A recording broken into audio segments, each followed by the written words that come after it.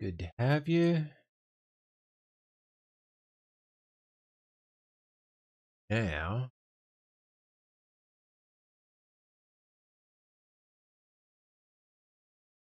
let's see if I get green up here.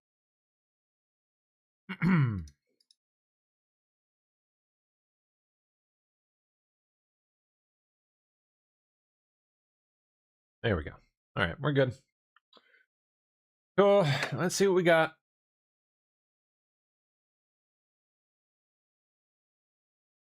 What's this? Yeah, there's a lot of companies that shouldn't have existed. They never should have been funded. All that money went to paying people to do things that were a waste of time. I know lots of young founders who were working on crypto art nonsense and a 5th delivery app or a 10th delivery app, and now that money has become harder to come by, you know what they're working on? They're working on energy. They're working on national security. They're working on transportation, and I think that I see people working on real problems because the market forced them to, and that's a good thing in my opinion. So it's time to build? I dig it. True. Okay. Well, let's see. Hail in Sweetser, Indiana from yesterday evening. Yikes. That doesn't look too friendly.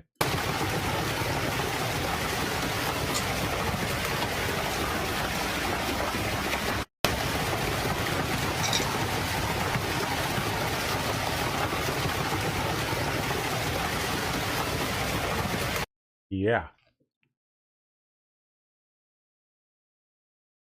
As we show video of the... Oh my gosh. 18-wheeler blown through a highway median in California.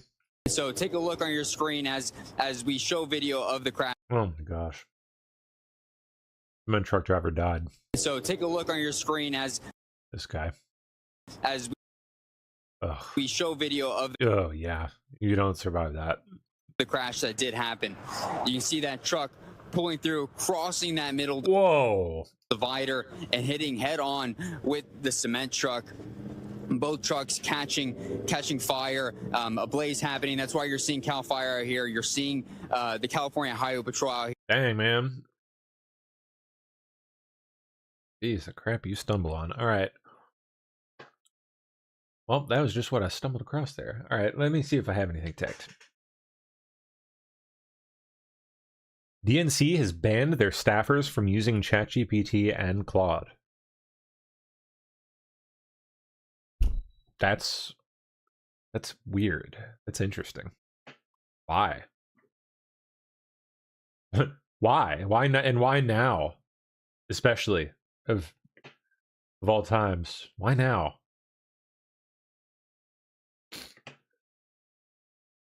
I don't know. It seems like there's probably something else going on here.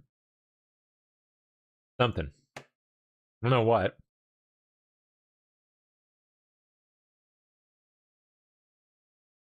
This was great. Bam Margera, one of my childhood heroes. Still got it. 46 years old, and God knows how much of that spent drinking and drugging. Still got it.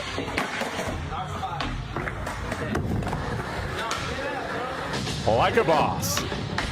Ah! Oh!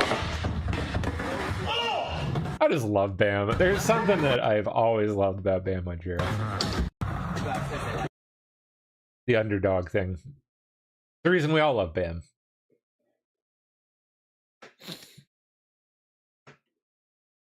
Okay, creepy guy we saw yesterday. Yep.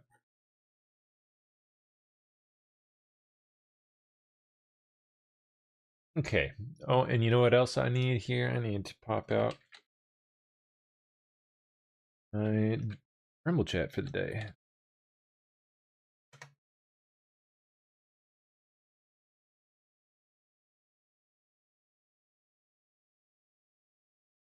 There we are.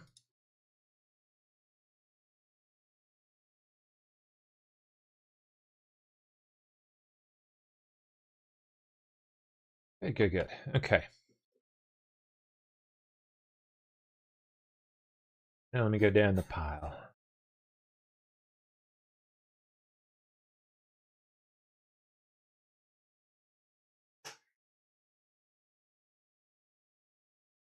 Oh yeah, lots to look at. Okay.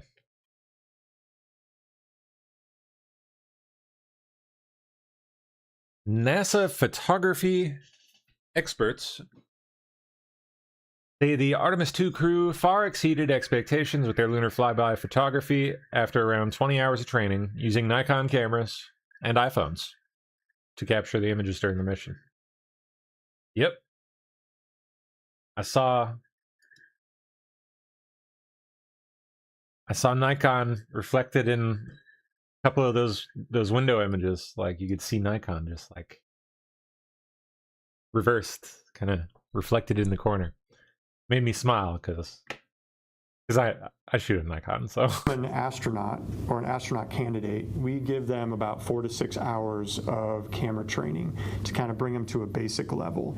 That's cool. And then, depending on what they do for the next few years before they get assigned, they may have some classes. They can check out cameras and take them home. Huh. But once they get assigned, we have about 10 classes that we give them, so about 20 hours-ish. You know, you go into these missions and you don't really know exactly what you're going to see. And we train the crew up to a certain level, and we train them to be able to solve problems. But really what they did was really exceeded my expectations by quite a bit. They wanted something that would be in their hand that they could use and they could take out. There's another nice one that is nice, that it fits in your pocket, that it fits nearby and you can take out and use when it's there. A couple of the downsides, it makes really big files. GoPro. Look at that, it's a little GoPro.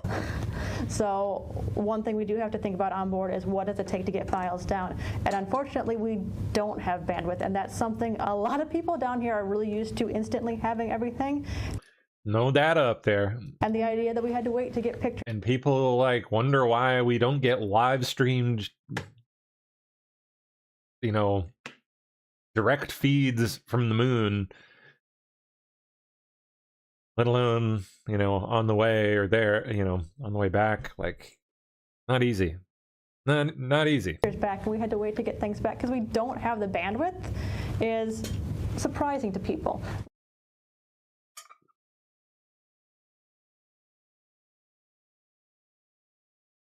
That's pretty cool. UAE just went full pro-Trump. Okay, Iran, naturally not gonna be happy. The third day of the American blockade here on the Persian Gulf behind me. So far, no reports of any major incidents, but on the topic of the 2-week ceasefire that we're in the midst of, a short while ago, a senior U.S. official telling Fox News that the United States has not formally agreed to an extension of the ceasefire. There is continued engagement between the U.S. and Iran to reach a deal. Now, a short while ago, also, the BBC reported that the Iranian military is threatening to block shipping in the Persian Gulf, the Red Sea, and the Gulf of Oman if the U.S. blockade of Iranian ports continues. The U.S. says it's not allowing any ships in or out of Iranian ports in the Strait of Hormuz, but it is allowing other ships to use the strait. CENTCOM Commander Admiral Brad Cooper writing in full, a blockade of Iranian ports has been fully implemented as U.S. forces maintain maritime superiority in the Middle East. An estimated 90% of Iran's economy is fueled by international trade by sea, and less than 36 hours since the blockade was implemented, U.S. forces have completely halted economic trade going into and out of Iran by sea. Now, Kepler reports that yesterday 3 vessels passed through the Strait of Hormuz, and Fox confirms a 4th ship, a Chinese vessel carrying oil and chemicals, passed as well. Now, President Trump posted the truth within the past hour. China is very happy that I am permanently opening the Strait of Hormuz. I am doing it for them also and the world. This situation will never happen again. They have agreed not to send weapons to Iran. President Xi will give me a big fat hug when I get there in a few weeks. We are working together smartly and very well. Doesn't that beat fighting? Now, here in the Persian Gulf, Saudi Arabia is pressuring the United States to drop the naval blockade, fearing it could cause the situation with Iran to escalate or further disrupt shipping routes. That's according to a Wall Street Journal report. Now, the UAE, the country that we're in, they have been very vocal about doubling down with their relationship with the United States, and said they would even stand by the United States if force is used out on the Persian Gulf. Dana, Bill? Matt Fan? Okay. Body armored gunman with frightening messages scrawled on rifle arrested after firing a shot near Trump National Golf Course, LA. Oh, whoa. Okay.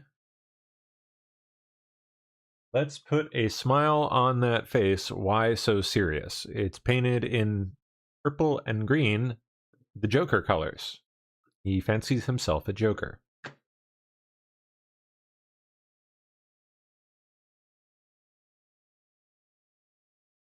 Why so serious? Great constitutional scholar, Jamie Raskin, who is the congressman for Maryland. And today you filed a bill that many of us co-sponsored. Tell us a little bit about this bill. And thank you for joining me, Congresswoman Stansbury. Hello to my friends in New Mexico and everywhere across the country. Look, the 25th Amendment, which everybody's talking about, is all about continuity in office and the stability of the government. And the first provision is about what happens if the presidency is vacant. The second provision is about what happens if the vice presidency is vacant. The third provision I think of is the colonoscopy provision, because it says the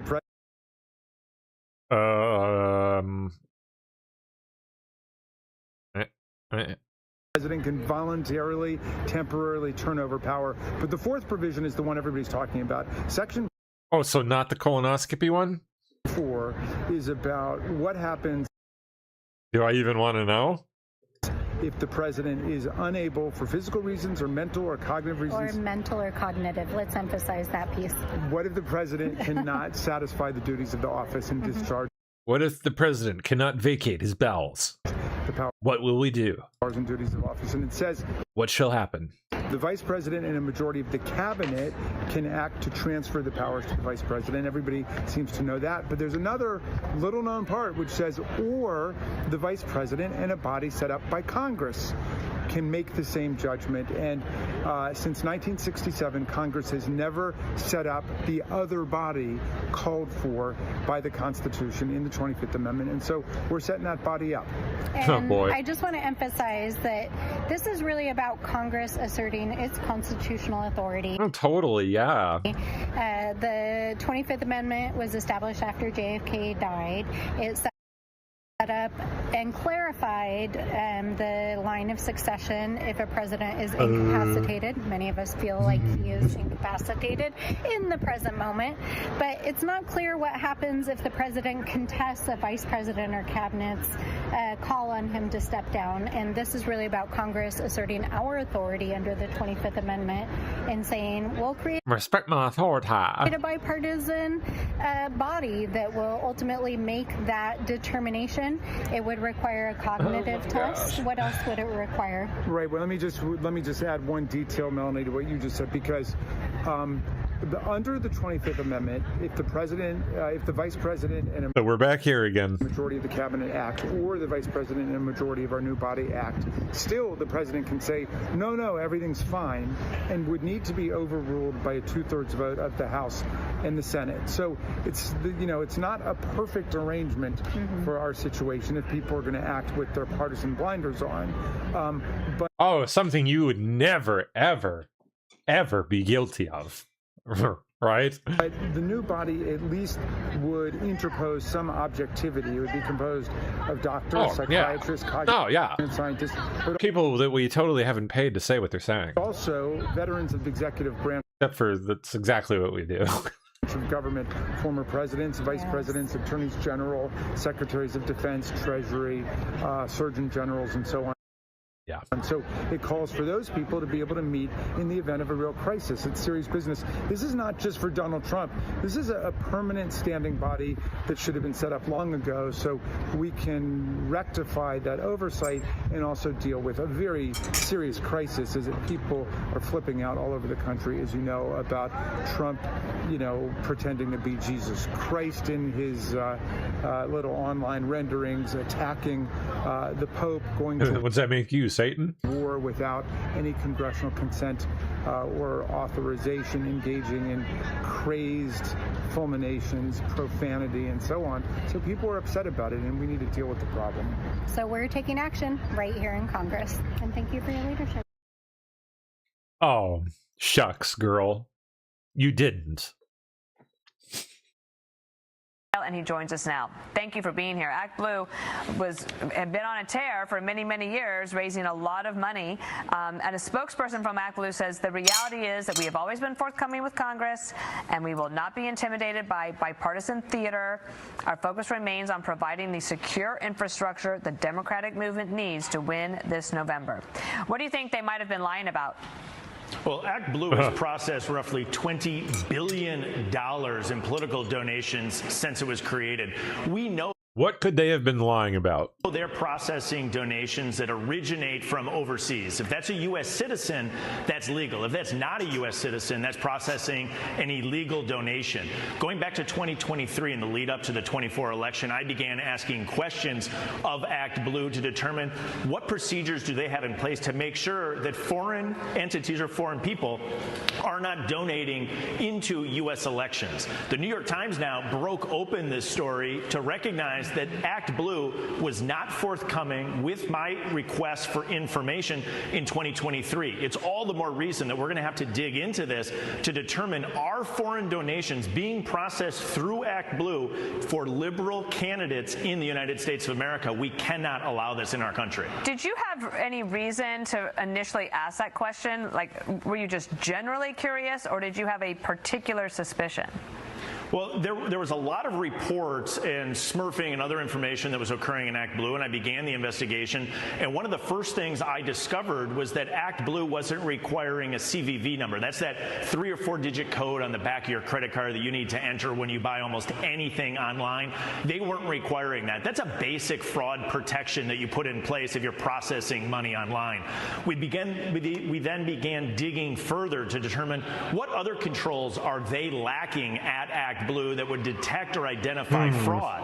And what we noticed, all of them, is that they had a series of lapses inside their system of processing, again, which they processed over $20 billion towards liberal causes in the United States of America since they were created. And so we started asking specific questions on foreign donations. My biggest concern is that foreign individuals, foreign actors, foreign intelligence agencies could be funneling money into U.S. elections utilizing online donations platforms such as ActBlue. For ActBlue, correct me if I'm wrong, but that was mostly small dollar donations, right? Well, it can process small dollar donations, and then those are very difficult to actually identify the origin of. They also process large dollar donations, and you can envision foreign intelligence services who would be very interested in funneling significant funds to candidates in the United States that are sympathetic to their causes. It would be obvious you wouldn't want strong Republicans in Congress if you were sitting with the Iranian intelligence agencies. They would want weak Democrats in Congress. And so the concern is that these funds that are being processed through online platforms such as ActBlue are susceptible to foreign intelligence operations, which is why making sure all of these platforms, but in particular ActBlue, have in place fraud prevention programs to prevent any foreign money from entering the U.S. election system. But that's the whole point of it existing. A quick question. Do you have any bipartisan support in terms of even looking into this on the committee? You know, once you say ActBlue, it is absolutely panic mode for the Democrats. We should have broad support because there should be a core principle that no foreign funds are entering the U.S. elections, but we don't see that energy from our Democratic colleagues. And you feel the same way for Republican campaigns? You know, I mean, no foreign funds should be coming into U.S. elections, period, full stop. No platform should be allowing this. Oh. But what we've identified is serious weaknesses as it relates to ActBlue, the Democratic online fundraising platform. Interesting. Brian Style from Wisconsin, just married. Congratulations to you and your... That could go some interesting places, man. Yeah, buddy.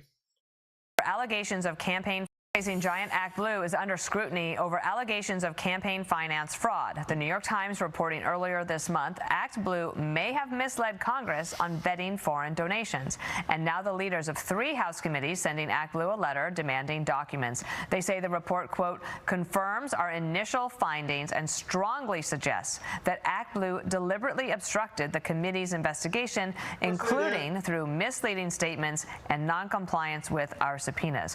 One of those committee leaders is Congressman Brian Stile, and he joins us now. Thank you for being here. ActBlue had been on a tear for many, many years, raising a lot of money. And a spokesperson from ActBlue says the reality is that we have always been forthcoming with Congress, and we will not be intimidated by bipartisan theater. Our focus remains on providing the secure infrastructure the Democratic movement needs to win this November. What do you think they might have been lying about? Well, ActBlue has processed roughly $20 billion in political donations. God, that is so insane. BBC is reportedly said. Okay, BBC expected to cut about 10% of its workforce. Largest downsizing in about 15 years. The BBC is reportedly set to downsize its workforce significantly. The FT says that around 1 in 10 jobs are expected to go. Our arts and entertainment correspondent Katie Spencer has more. Katie, this story just broke just a few minutes ago. What more do we know? Yeah, look, I've been speaking to my contacts at the BBC, and from what I've been told, senior leaders were actually briefed on this, on what's going to be spoken about in this meeting this afternoon, this morning. I've also... Well, you're all toast. Bon voyage. Don't worry, the rest of you will get your turn soon. House Democrats introduced 5 articles of impeachment targeting...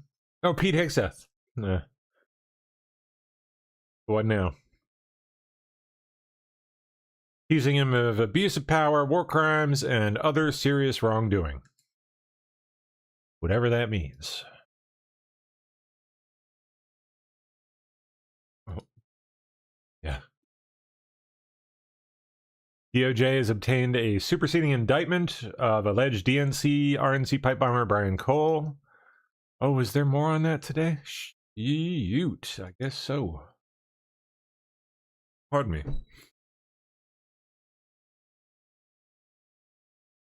Yesterday. Filed yesterday.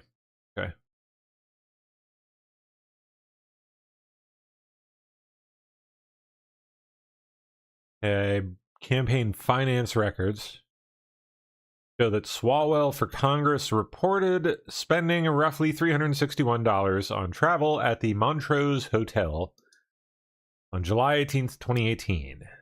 According to the LA County Sheriff's Department, the reported sexual assault of Lana Drews by Eric Swallwell occurred that same month in the 900 block of Hammond Street. The precise location of the Montrose Hotel where he logged this camping expense. That's what they put it down as, a camping expense? Where's that from? I don't see that. Travel expenses.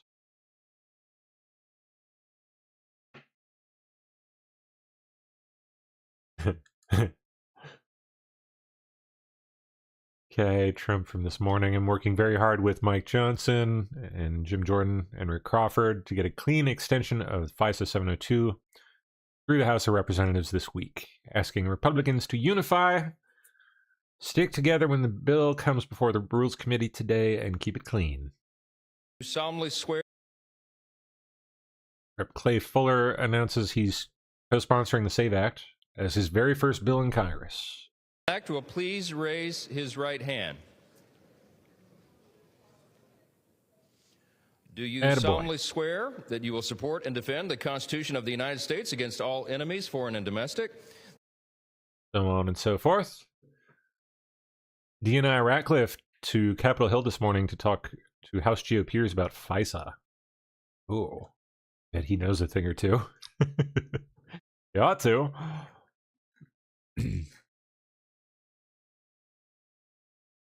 Uh-oh. Lost the spot.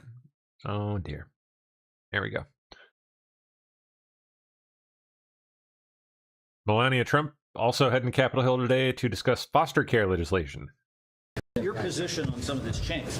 A lot of pushes going on. You think that there's... No, what's changed is the program's now an entirely different program. So the, Jim Jordan on FISA reauth. 2 years ago, we put in place 56 different reforms, accountability measures, process measures, transparency. We're allowed to be a part of the Title I side of FISA now and participate in some, or go observe certain things. We get quarterly reports on 702 and on Title I. So it's an entirely different program. And this is a short-term reauthorization at a time when we're in a military operation in Iran that the commander-in-chief has asked for. I don't think that's too much to do in light of the reforms we've made. And what about some of those members who are still skeptical and are wanting some of these other reforms? They want to amend this rule today. What's your case to them, compared to... We'll see what the conference decides, but as I said, a short-term reauthorization in a program that's completely different than what it was. We went from 3 million searches in 2021 of the database on U.S. persons to 9,000. That's unbelievable. We went from 278,000 times back in 2021, where when the searches were done, they didn't follow their own rules, to last year 127, where there were some concerns, and most of those were just typo and clerical errors in the process of doing those searches. So that's all a result of the work we've done, the oversight work we've done on Judiciary Committee, Intel Committee, and others. The Congress has done. So in light of all that, short-term, temporary, reauthorization, I think is just fine, and I'm confident it'll get done by next week. What's the impact of the president weighing in on this and pushing through? Well, it's always a huge impact. We appreciate the president doing it. And again, remember, and the president said this in his post yesterday, no one's been more abused by the FISA program than the president on the Title I side of FISA. You go all the way back 10 years ago when they, the fake dossier they took to the court, the Comey FBI took to the court and got a warrant to go spy on the other party's campaign, for goodness sake. So the president understands how important this is. We do as well, and hopefully we'll get it done. Chairman Jordan, I'm sorry, I missed the top here. Okie dokie. Grab Chip Roy on the same.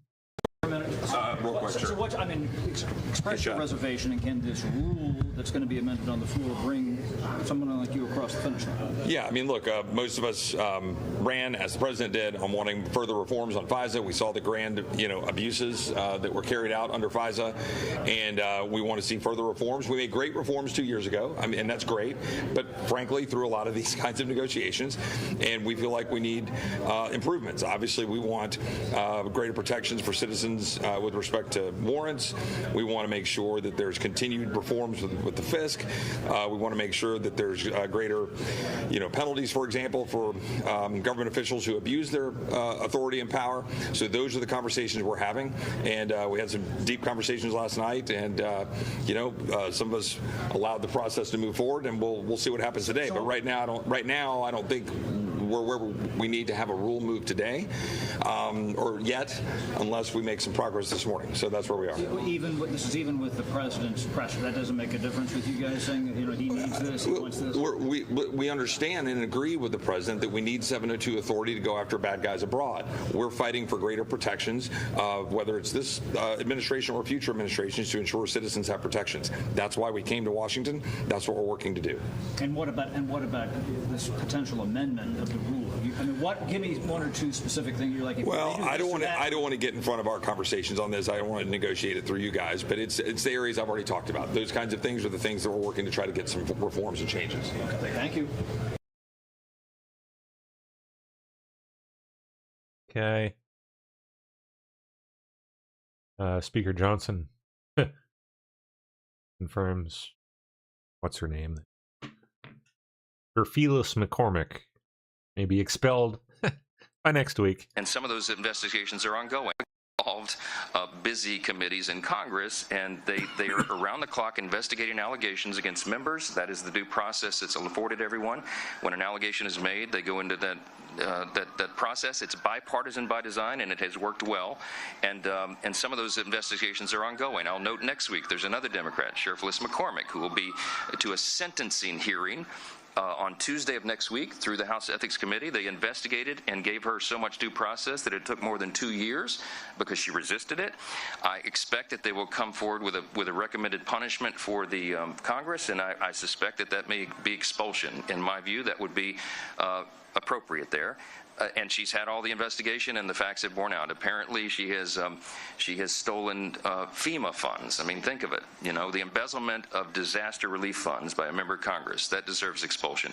It is a rare a rare penalty. It's only happened so far 6 times since 1789, but these times call for desperate measures, right? So we'll do that. We'll police it as well as we can, and we will call on every member of Congress to serve with the dignity of your office that is required and expected of you. We have to bring the bring the respect of the institution back after things like this, but we will. We're on the job every day. I want to thank y'all again.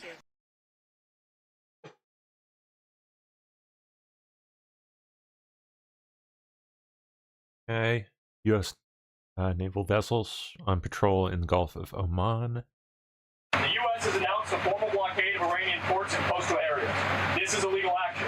All vessels are advised to immediately return to port if leaving and discontinue transit to Iran if that is your next port of call. Do not attempt to breach the blockade. Vessels will be boarded for interdiction and seizure transiting to or from an Iranian port.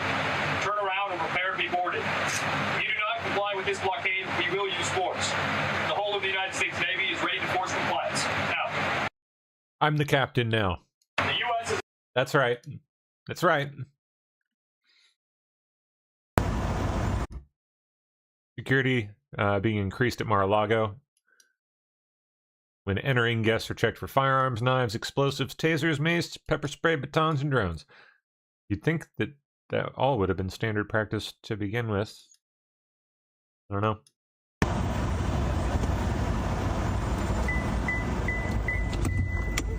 How are you folks doing? Good, thank you. Sir, can you roll this window down for me? Thank you very much. All right. Are there any firearms, knives, explosives, tasers, mace, pepper spray, batons? There Anybody are not. bring a drone to take photos? No. All right. Is there anything in the vehicle that we need to know about? No. When they get done, we'll get you out of here. I hope you have a great night. Okay. Thank you very much. You're welcome. Well, pretty standard. Same stuff you get asked if you go into a federal building anywhere. Have you ever read the history of this whole place, Mar-a-Lago? Beautiful, isn't it? Look at that.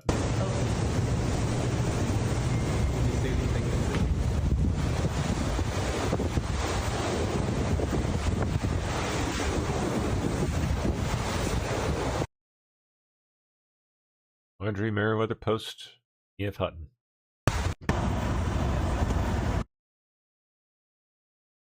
Possibly the greatest real estate purchase of all time.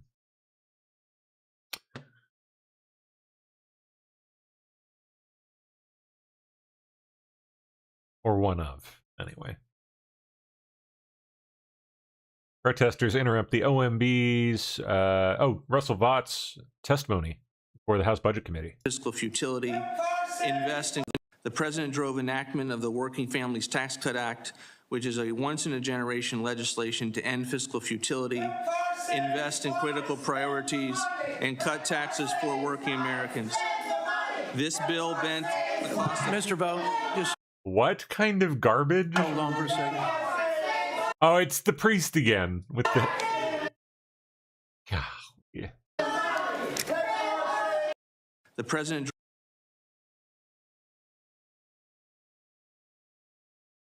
Get back. Where no, moron. Oh. Protect PEPFAR from Vought. Vought cuts all people with AIDS. Vaught's cuts kill people with AIDS. I'm pretty sure AIDS kills people with AIDS. Just saying, I mean.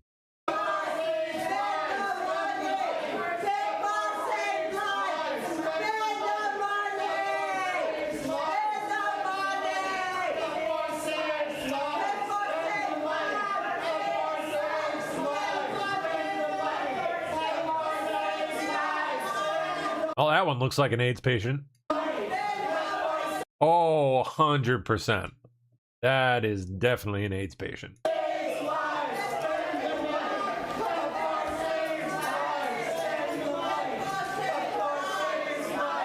That one too.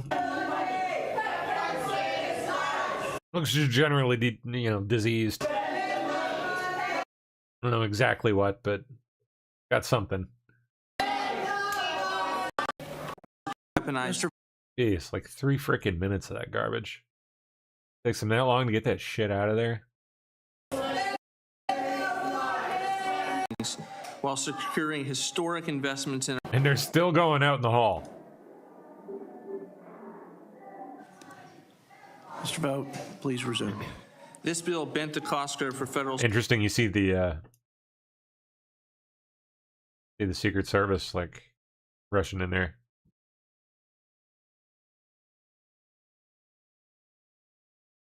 So literally surrounding him.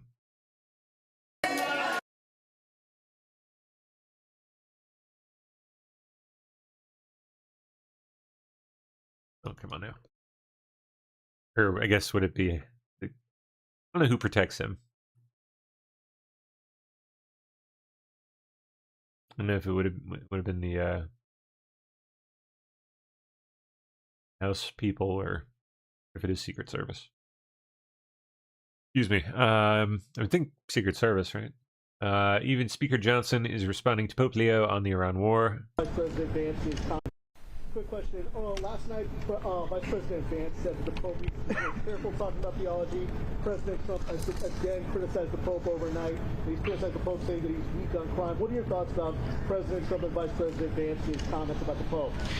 Listen, I'm not one to criticize clerics and religious leaders. We defend free speech, and we certainly defend the right to the free exercise of religion. And, a pontiff or any religious leader can say anything they want. But obviously, if you wade into political waters, I think you should expect some political response. And I think the Pope's received some of that. I was taken a little bit aback, just honestly, frankly, by something that was said. I think he said it several days back that something about those who engage in war, that Jesus doesn't hear their prayers or something. It is a very well settled matter of Christian theology. There's something called the just war doctrine. There's a time to every purpose under heaven. I think what the president's comments, what the vice president's comments reflect is their understanding deep in the skiff and the classified briefings of the stakes that are so high and the situation that we're facing and the fact that you had the nation that was the largest sponsor of terrorism now having had that ability taken away from them. That means potentially millions of innocent people will be able to keep their lives and not be killed by terrorists. That's a good thing. That's what's come out of this. Okay. So I don't want to engage in a theological debate with the Pope. I certainly respect the Pope. I would just say that these are matters that people of good faith and good sense can debate and think through, and I think that's what that reflects.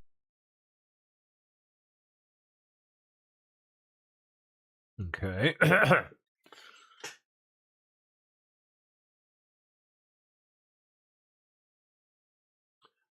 Mike Waltz torches the UN for failing on the world stage and for praising dictatorships. Dick potatoes.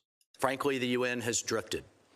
Its budget has quadrupled in terms of assessed and voluntary giving over the last 25 years, yet we have not seen a quadrupling of peace. Wars rage, dictatorships are honored at human rights agencies, the bureaucracy has grown, and the results have lagged.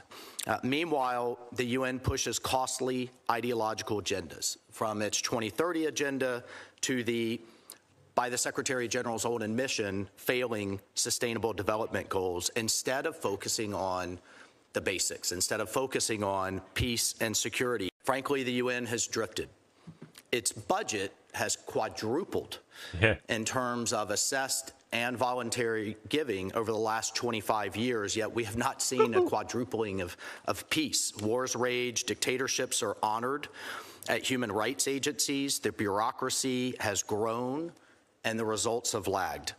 Meanwhile, the UN pushes costly ideological agendas, from its 2030 agenda to by the Secretary General's own admission, failing sustainable development goals, instead of focusing on the basics, instead of focusing on peace and security. Frankly, the UN has drifted. Its budget has quadrupled in terms of assessed and voluntary giving over the last 25 years, yet we have not seen a quadrupling of peace. Wars rage, dictatorships are honored at human rights agencies. Don't move there. Come on, go back.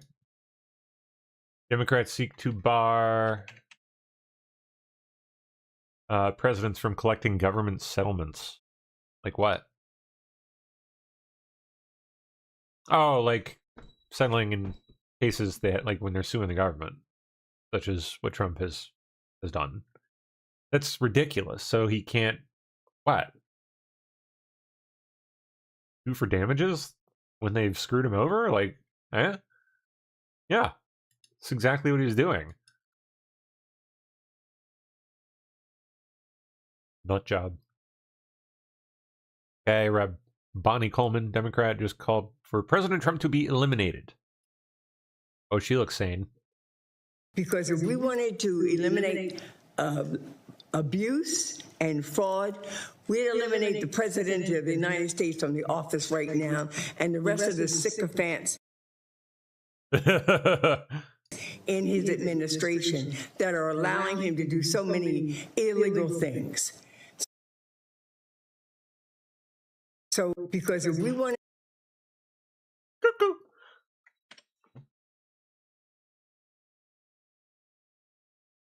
Okay.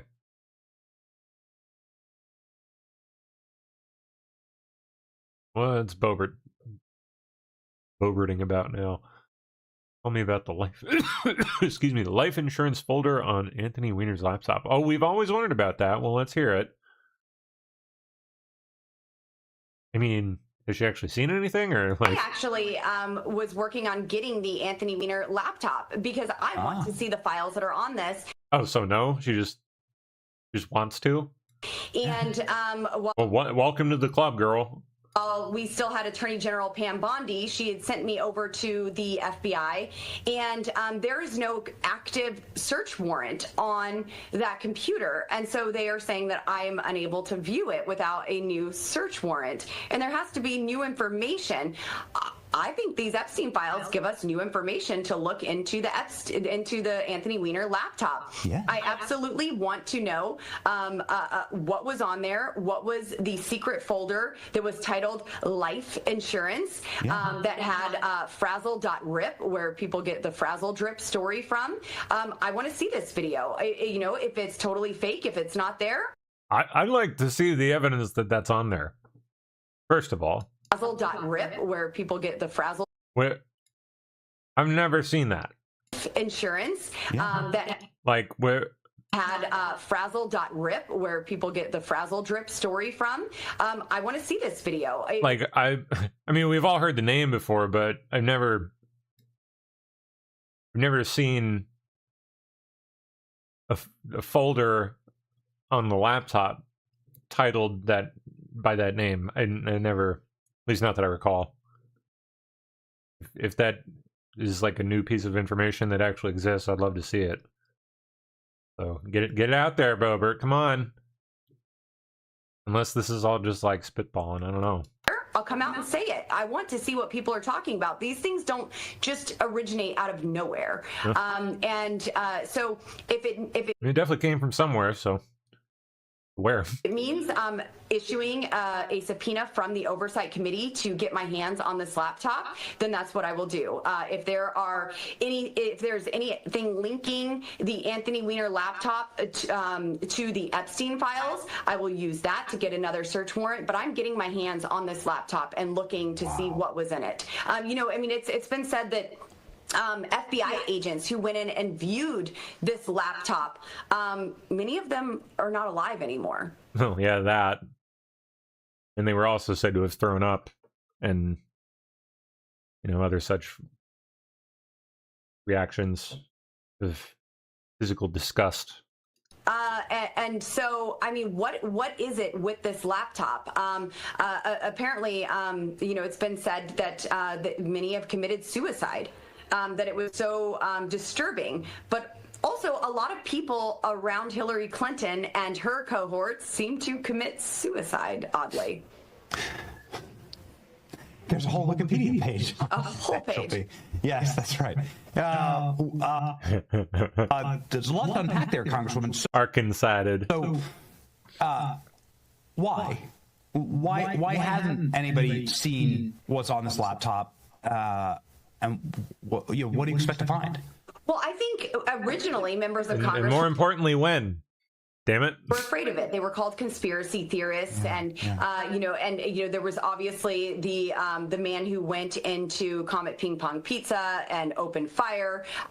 Unacceptable. And so people just want to stay away. I don't want to be associated with it. I'd rather not know. I'm just going to believe the narrative and run with that. I have an election to win. No need to actually dig into something if it's going to cost me my seat and my place in office.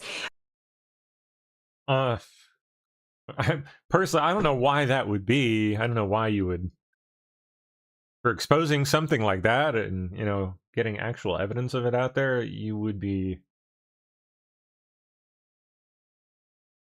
So I don't think you'd be losing your seat. I mean, you might be risking your life for a while there, but I don't think people would vote you out at that point. I want to see it. I want to know what's on there and investigate it. There are many things that we still need to investigate. Well, let's see it then. Do it. Dang it. Been hearing about this shit for years.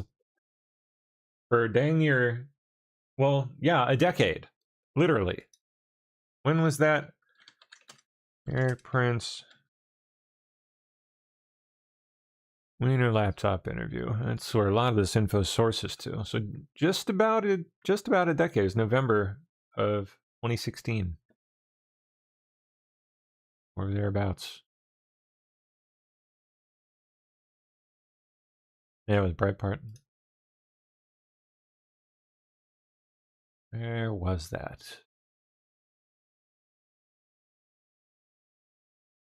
Oh, come now.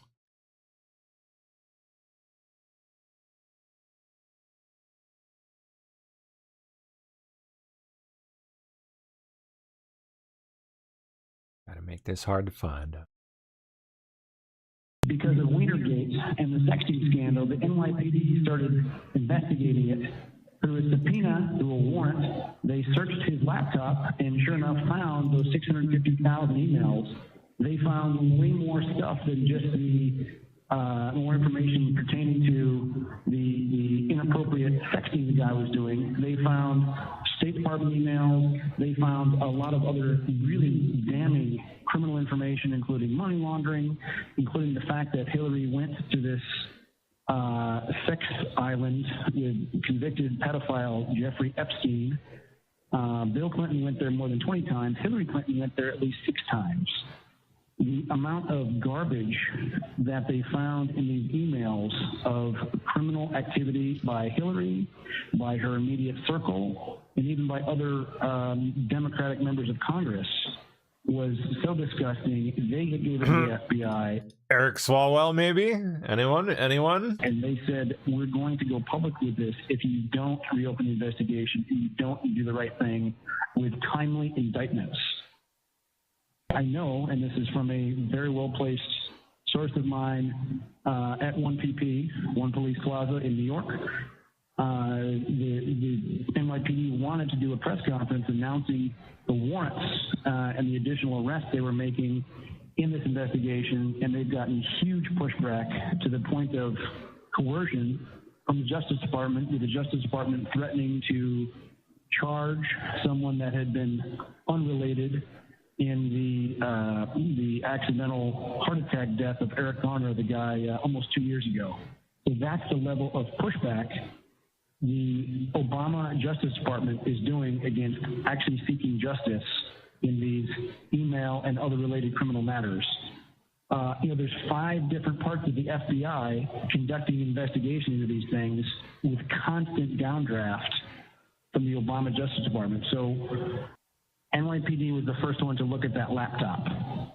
Weiner and Huma Abedin, his wife, the closest advisor of Hillary Clinton for 20 years, have both flipped. Okay, they are cooperating with the government to look at that laptop.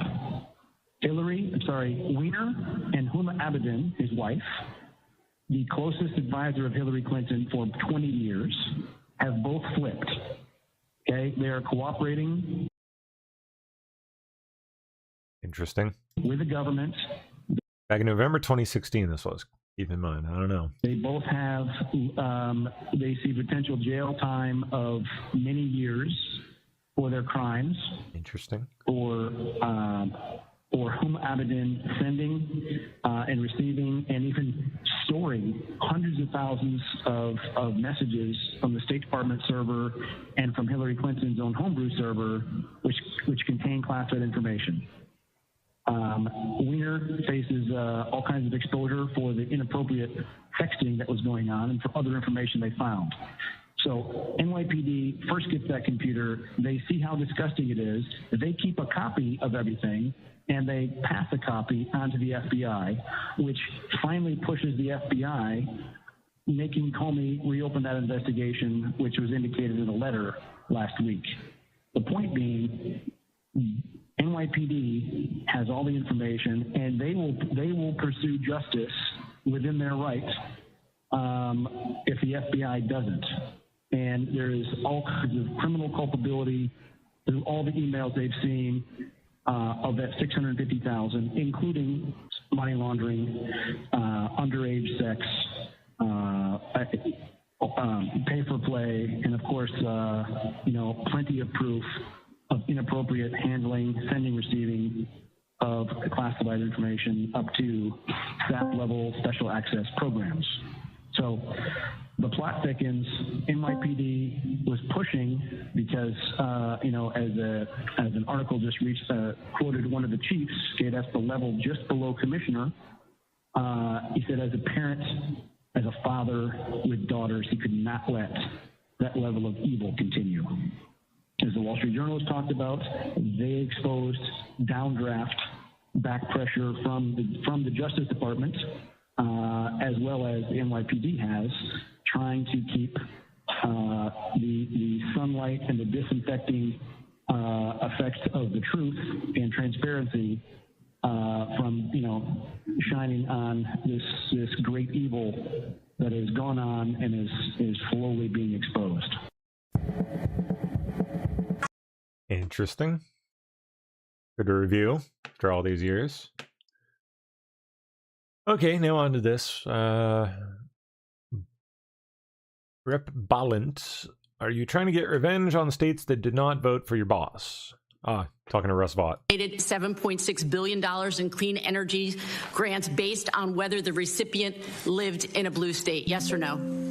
I don't recall what that judge said, but we have not made the determinations based on whether the state is... In fact, Mr. Vogt, on January 12th, 2026, U.S. Judge Amit Mehta said, quote, defendants, meaning you, Mr. Vogt, freely admit that they made grant determination decisions primarily, if not exclusively, based on whether the awardee resided in a state whose citizens voted for President Trump in 2024. Mr. Vogt, yes or no? Federal judges said OMB's freeze of $10 billion in child care and family assistance funding, quote, appeared designed to punish communities that the administration agreed with. Yes or no? Was that something that federal judges said about you and your leadership? I think the judge's characterization is getting at the degree to which we are focused on states that we think are mismanaged. Okay, that is not in fact the case. In fact, U.S. District Judge Trina Thompson found the administration broke the law and froze funds as a politically motivated move disguised as fraud prevention. So your characterization that's funny. Actually is false. Other courts have said that withholding congressionally approved funding is, quote, vindictive and unlawful. Courts have found that freezing funds create, quote, irreparable harm against the American people. And the GAO, the Government Accountability Office, the watchdog agency that investigates how federal agencies spend taxpayer dollars, has reported that you broke the law multiple times, and they have said that you have refused to spend money that was dedicated for Americans. The Constitution gives Congress the power to spend money and not the president. Mr. Vogt, your and boy, do you love spending money. Actions clearly show that you want to cut federal funds from anyone who didn't vote for Donald Trump. Are you trying to get revenge on states that did not vote for your boss? No, of course not. What's interesting about the question is that Joe Biden withheld. Oh, for goodness sakes, can we please bring it back to my question? It was a yes or no question. Are you trying to get revenge against blue states no, because bitch. they did not support the president? He said no, of course not, bitch. Mug-based hag. That in fact you did do that. That in fact you are being vindictive. In fact, you Oh, that's funny. are punishing because of political persuasions. It's not members of Something you would never do. Am I right? Congress who suffer when you do an end run around Congress. That's not what I'm angry about. It's not about you taking the power away from us. Yeah. It's that it's Why would that ever piss you off? their money. It's their power. Of the people, by the people, and for the people. The House is closest to the people. So when you do an end run around Congress, you're taking Americans' power. I want to. Brainlit. Brainlit alert. OMB Director Russ Vogt reveals mass amounts of illegal aliens, foreigners, and fraudsters have been kicked off taxpayer-funded healthcare. Bon voyage. It eliminates healthcare coverage for more than 15 million Americans, according to the CBO. The Kaiser Family Foundation says it's actually more than 17 million Americans who will lose their health care. Are they really all, according to you? Really? You're going to sit here with a straight face and say they're all illegals, they're all defrauding the system? That's actually your position? Yeah. Yes. Yes, good job. You've got it. Yes, with regard to the people that have lost that. I mean, that's laughable.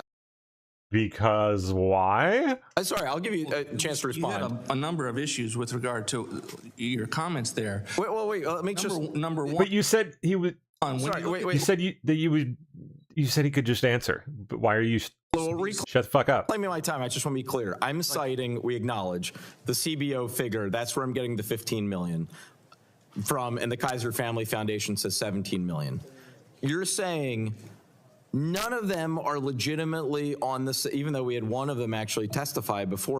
Yeah, yes, none of the NGOs are telling the truth, sir. Precisely. I didn't say all of them are illegals. I said there's also the benefit of people returning to the workforce because they are able-bodied individuals, or they should not have been on the system regardless because of the inability to address fraud in the aftermath of. Okay, so they're all either illegals or defrauding the system.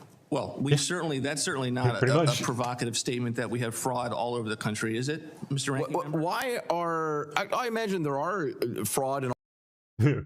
What did you just catch him with that? Statement that we have fraud all over the country. System. Well, that's certainly not a provocative statement that we have fraud all over the country. No, it isn't. It's a true statement. Is it, Mr. Ranking Member? Why? Oh, he won't touch that. Pivot, quick, hurry. I imagine there are. Loser. Bot's talented. He's a good guy. One of the good ones. Okay, sorry, 1 second. Copy and paste some stuff here. Okay, what's next? This is why Iran is screwed. What, straight stuff? Full news on inflation and currency valuation. Here's more from the researcher who did all of the analysis that I've been keeping up with. They have probably around 13 to 15 for 16 days enough storage for oil, to store oil that they can't export. When they run out of storage, then they're going to have to drop oil extraction.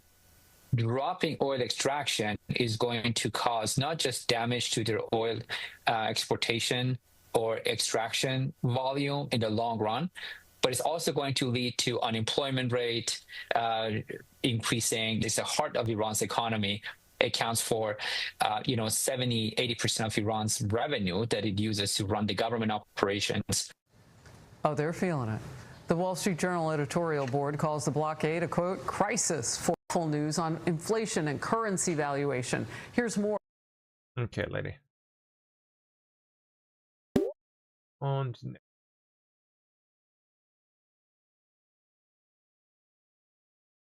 Tim Walz's Minnesota Mal. Yeah, basically.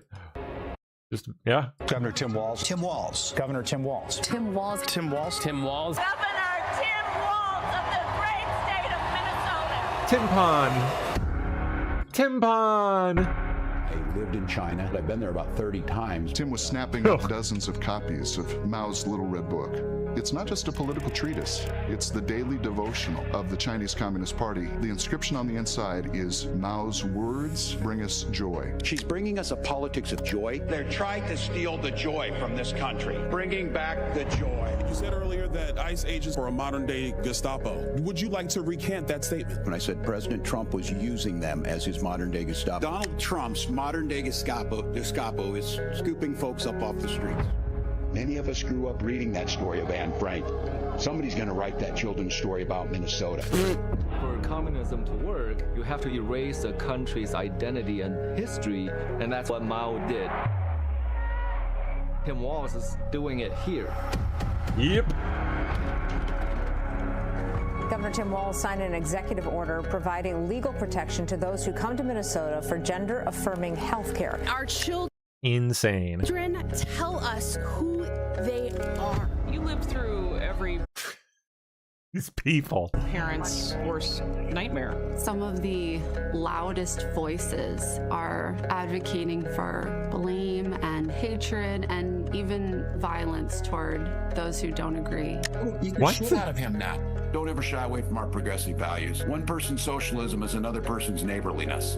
A massive Oh yeah, I remember that one. fraud scandal is gaining national attention. Stealing more than $1 billion. $1 billion.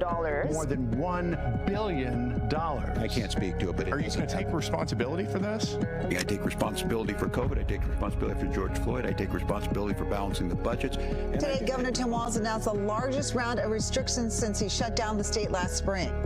Once you lose control, COVID-19 control. They plan on going after violators. I'm not the kind of person who's willing to just bend over in the face of petty tyranny. Yes, I'm sure you've never bent over for anybody, Tim. You are sentenced to 57 months in prison with credit for 340 days already served.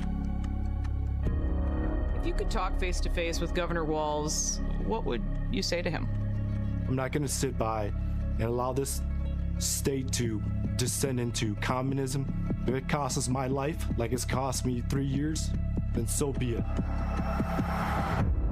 If more people would stand up when confronted with these kind of dictatorial and tyrannical policies, we'd all be better off in the long run.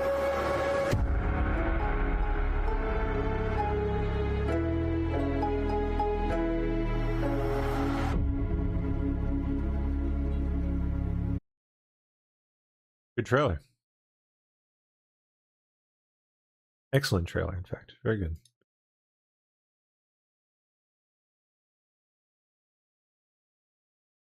Okay, Schumer now. Oh dear. So, Mr. President, yesterday, an Ipsos poll found that fewer than 1 in 4 Americans think Trump's war in Iran has been worthwhile. And who can blame them? Every metric indicates that Donald Trump's handling of Operation Epic Fury has been an epic failure. Donald Trump promised this war would be won in a matter of days or weeks. It's now day 47. And let's take stock of the 47 days into this historic blunder. 13 U.S. service members have been killed. Thousands of civilians have been killed and injured across the region. The Strait of Hormuz is not only closed, it's become an Iranian cash cow, and Iran controls the strait is greater today than before when Trump started the war. Iran's nuclear ambitions have only grown, and the Iranian regime is even more radical than before the war. Americans, meanwhile, are shelling out more than $4 for a gallon of gas on average. Now Donald Trump says that gas prices could be the same or a little higher by November. That's his words. Trump says gas prices could be, quote, could be the same or a little higher by November. Unbelievable. What?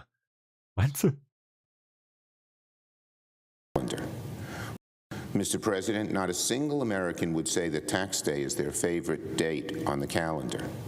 Republicans, however, seem to think that today will mark an inflection point in their political fortunes. Evidently, they haven't been paying much attention. When Republicans passed the one big, beautiful bill, they promised Americans that their tax refunds would grow by $1,000 on average. Well, the results are in, and the massive tax relief Republicans promised. I mean, I'm definitely not paying, like, out the ass this year. It probably comes to a difference of more than 1,000.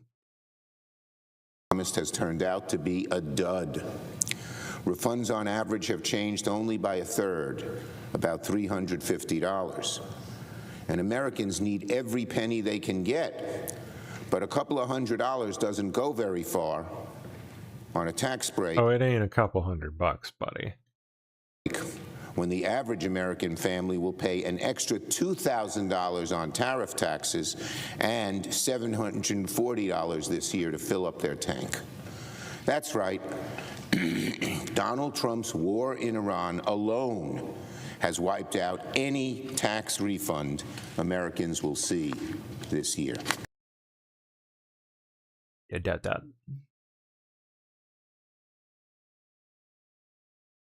How was y'all's tax season this time around compared to under Joe? The last couple of years of Joe.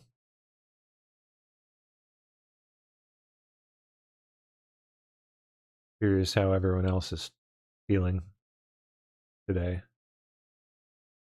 Mr. President. Shut up, Chuck. Trump unloads on Jerome Powell, says he could fire the Fed chair over incompetence. Do it then, dang it. Just do it. Welcome back. Good Wednesday morning, everybody. Thanks so much for joining us this morning. I'm Maria Bartiromo, and it is Wednesday, April 15th, tax day. It is 7:03 on the East Coast. We are coming to you live this morning from our nation's capital in Washington all morning long. We kick the hour off with a hot topic of the hour. And, of course, the U.S. blockade of Iranian ports is still underway. President Trump telling me in my exclusive interview at the White House yesterday he thinks the conflict with Iran is close to over. He also told me about a letter that he sent to Xi Jinping asking Xi not to send weapons to Iran. He told me that Xi Jinping wrote back to him denying that China is sending weapons. Now, yesterday, the U.S. ambassador to China was also at the White House. We'll get into all of that. Plus, we are getting into the president's expectations about Kevin Warsh getting confirmed after his hearing next week. Here's the president with. This is quite long, so we'll skip forward to military. Maybe a couple moments with the president here. Almost 18 minutes long. Jerome Powell, he's incompetent. Maybe we get some highlights up here. Yeah, okay, cool. I'm letting him build their. I should have known Steph would be on it. Well, we're leading in AI because of me. We're leading. You know why? I'm letting them build their own electric power plants. They're becoming a utility. I said to Mark Zuckerberg, congratulations, you're in the electric business. Because if I didn't do, that was my idea, actually. They're building these massive plants. It is an interesting idea. And if they took it from the grid wouldn't be able to handle it. I said, no, if you want to build it, you have to build your own power. And then they will be giving excess power back into our grid. I mean, if he does this right, it could mean, like, it's on the same level as water and power. Like, you can't be just refused water and power because of your, your speech, or, for example, right? If it does end up becoming a utility, truly, like in that respect, that's interesting. I don't know. And these things are all under construction right now. So we're beating China on that. We're beating China on the economy. We have a great economy. Remember, if I didn't want to make that little journey to Iran, that was a journey. I said, we're going to have to do this for the good of the world. Well, we're leading in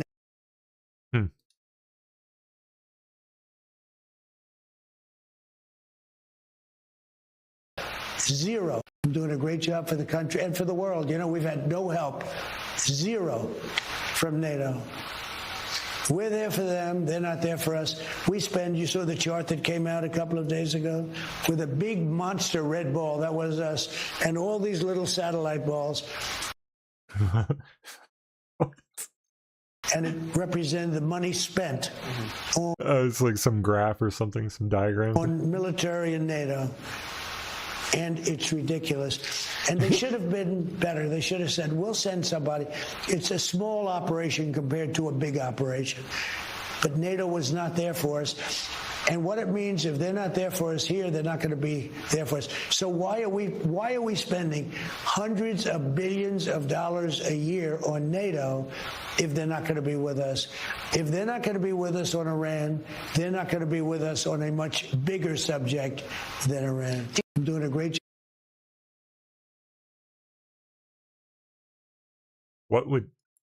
What would that be? If they're not going to be with us on Iran, they're not going to be with us on a much bigger subject than Iran. Big hint there. Something else is coming, man. Ooh, boy. Remember when they were great, I spoke to them as they were circling, right? Just after they came out of that dark cavity. Dark cavity? It's some of the stuff he says, man. Remember when they were great, I spoke to them as they were circling, right? Just after they came out of that dark cavity. Great, they're great. I'm the one that started that program. NASA was closed. It's totally closed. There was grass growing on the runways. I went there. I was there in Florida. Looked at, got pictures of all of their facilities. They had grass growing out of the cracked asphalt in Florida. Cracked asphalt? Florida and elsewhere. And I said, you know what, this is terrible. Let's start it up. And we started it up. And it gave great pride. Everybody watched that the other night. It was really something. Everybody I know watch it. They watch the landing. They watch the takeoff. And it gives us pride. And something very good will come out of it. But, you know, from a military standpoint, it's very helpful. And one of my greatest achievements, I think, will be the fact that I started Space Force because we were losing to Russia and China, and now we're way ahead of them. Remember when they were... He's not wrong about that. Very big deal. Jerome Powell and the outrageous construction project at the Fed. Incompetence. How do you take a little building? I built a hotel for $201 million that's bigger than that building down the road. It's a little while ago, 7 years ago, 8 years ago. I built the Trump Hotel, which I sold to Waldorf Astoria. It's a good deal. I built it like around $200 million in construction. They're going to spend maybe $4 billion. And you know what? I'm not sure the thing's ever going to open. You know, I do that stuff very well. I went past the site the other day. I was driving past. They said, take me past the Federal Reserve building. They took me past. There's very little work done inside. Kevin may never get to have the use of that building. And he told me something very interesting. He said, the saddest part of it is they ripped down the most beautiful building of them all. They ripped it down. He said they had boardrooms and various rooms in that building that were the most beautiful in Washington. And they ripped it down. Fuck. What they've done to that. So it is probably corrupt, but what it really is incompetent. And we have to show the incompetence of that. And he headed the job. He was, you know, this guy, Jerome. But you want Jay Powell out of the way. Isn't it the easiest way to get him out of the way to end the probe? Does that mean we stop a probe of a building that I would have done for $25 million that's going to cost maybe $4 billion? Don't you think we have to find out what happened there? You bet your ass we do. That is insane. Insane cost overrun. Like, inexplicable other than by, you know, dirty means. Like something really shady's going on. You know, we have other jobs like that, like the railroad in California where... Yeah, that one too. It's, you know, 25 times... corruption. ...more than it was originally going to cost. And I think... contractors getting paid off. People with, you know, connections, getting cheese deals. They're going to end up not doing any work. Ending it.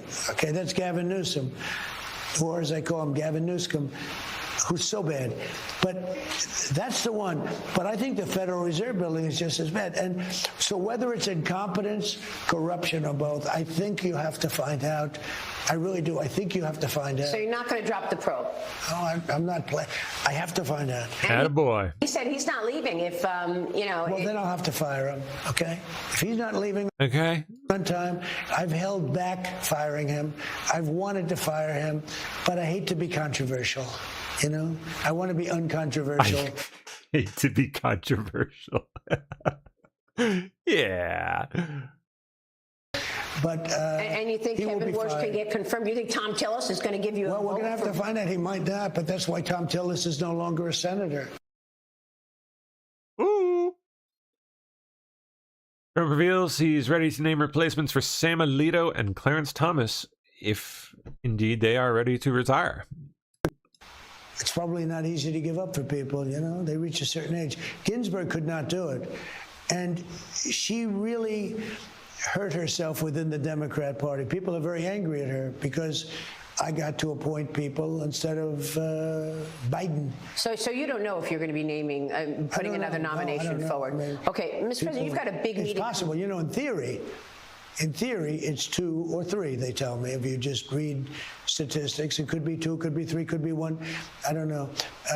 I'm prepared to do it, but when you mention Alito, he is a great justice. It's probably not easy to give up for people, you know? They reach a certain age. Ginsburg could not do it. And okay.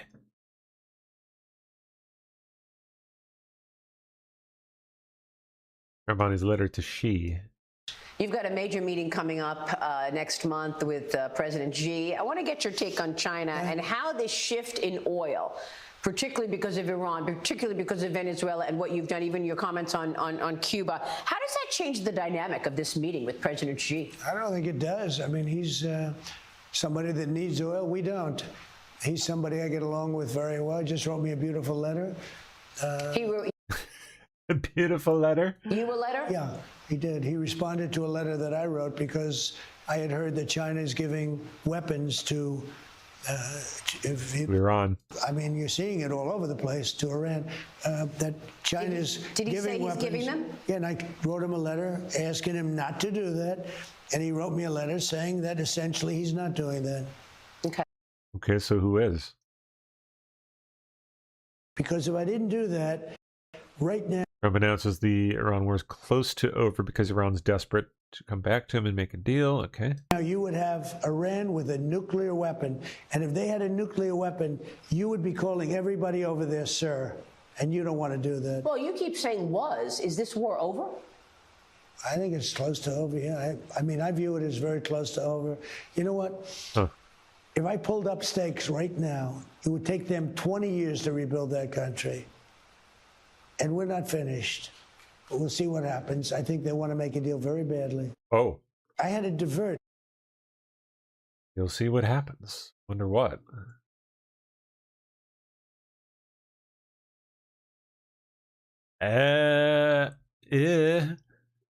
Exclusive. Jacqueline is a transgender migrant who lives in a California homeless shelter.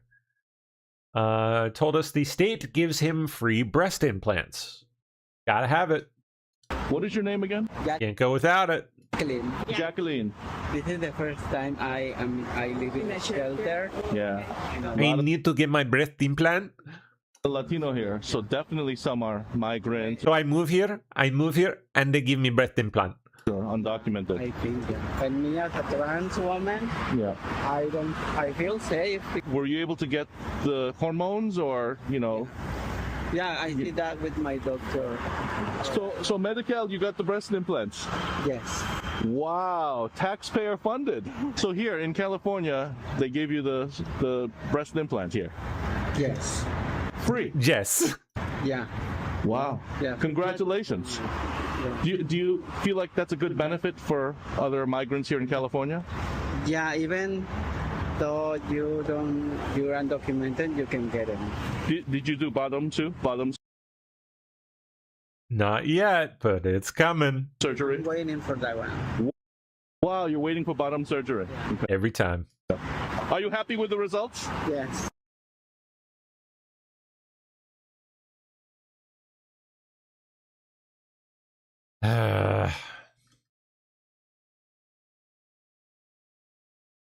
Why is Fox News showing sleazebag Tom Steyer?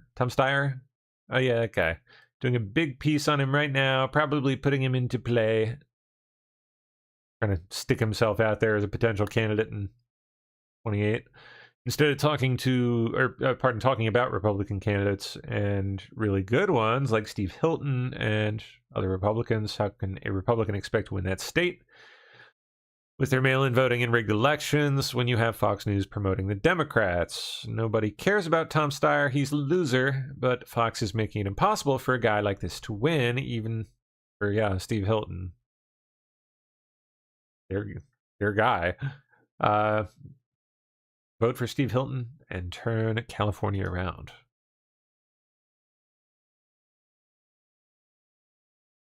California chaos. Ah, man. Yeah, I've been wondering what was going on with Swallwell. Goods here. A lot of people think that the sort of off with the head that we saw with Eric Swalwell was orchestrated for this moment so that they could move in their second best candidate. I'm not sure Tom Steyer Interesting. is that person. He hasn't been that person for them in the past, but we'll see if this kind of stuff. But when you look around, right? I mean, look at Spamberger, for instance. She's also become very different and much more liberal on the issue of ICE in Virginia, right? And her poll numbers are lower than they were after she's taken these stances. I think they're missing the boat at not being where most people are on this issue, which I think is get the worst of the worst out. I think that's a very palatable issue across the spectrum. But when you start asking people to come back into the country who've been kicked out, I think that's going to raise some red flags for voters, even in California. Yeah, a lot of people think that the sort of off with the head that we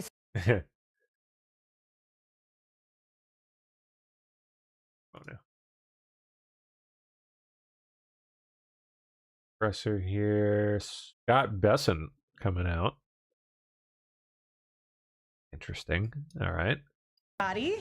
I heard he got into a fight with someone today or something.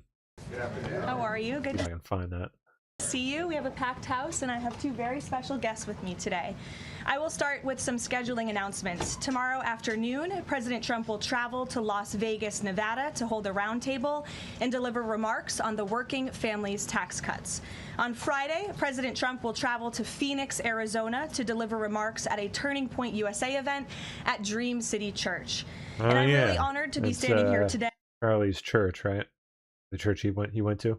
On tax day with two esteemed members of the president's cabinet and his excellent economic team, Treasury Secretary Scott Bessent and Small Business Administrator Kelly Loeffler. As we have seen this tax season, President Trump's working families tax cuts have put a historic amount of money back into the pockets of the American people. Good afternoon. How are you? Good to see you. We have a right.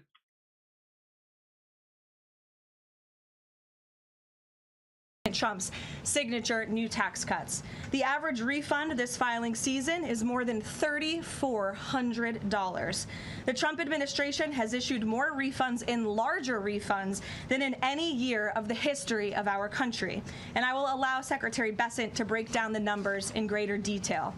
President Trump and Republicans in Congress have always believed that the American people know how to spend their money better than the government does. But what the American people must not forget is that every single Democrat in Congress voted against these tax refunds. The media has largely omitted this fact and other critical details in their stories covering the benefits of the Trump tax cuts. If the Democrats in Congress had gotten their way and blocked President Trump's historic legislation, Americans would have faced the largest tax hike in history, nearly $4 trillion. The average taxpayer would have seen a 22% increase in their tax rates. Democrats in Congress have proven over and over again that they are the affordability frauds who believe the government should keep more of the American people's hard-earned money. This president and Republicans in Congress fundamentally believe that Americans deserve to keep more of their hard-earned paychecks. And now Besant. Assume, yeah, all tax stuff. Smoothly, it has gone here. So what happened with him getting into a... Wait, what did I see about that?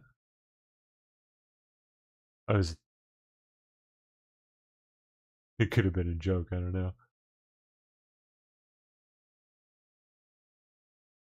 Oh, with Hassett. Yeah, it was with Hassett. Claim, anyway.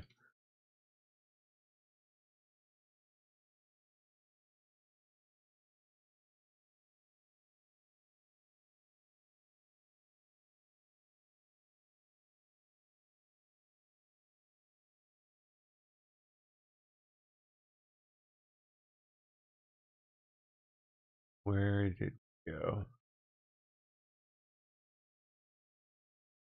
Besant just shocked the experts. Yeah, I think we saw that. I'm going to speak at the church here in Arizona. Tomorrow afternoon, President Trump will travel to Las Vegas, Nevada to hold a roundtable and deliver remarks on the working families tax cuts. On Friday, President Trump will travel to Phoenix, Arizona. We saw that. There's been, Caroline, Secretary Besant, if I may, there's been this media narrative out there that while we see the data on tax refunds, that it's not good enough, that the tax season has been too soft. What is your response to this media narrative regarding the tax refunds? Look, it's been an incredible tax season. We have done more with less at the IRS, that we have moved over millions of taxpayers to digital tax accounts, and that leaves us able to service more taxpayers in person and on the phone. And as we can see, the economy was very strong. We are seeing growth across the board in all areas, and as Kelly said, small business, Main Street are really the big beneficiaries, and this is what they don't want you to hear. That Wall Street always done great. This administration is focused on parallel prosperity and bringing prosperity back to Main Street, and that starts with people keeping more of their money. And one for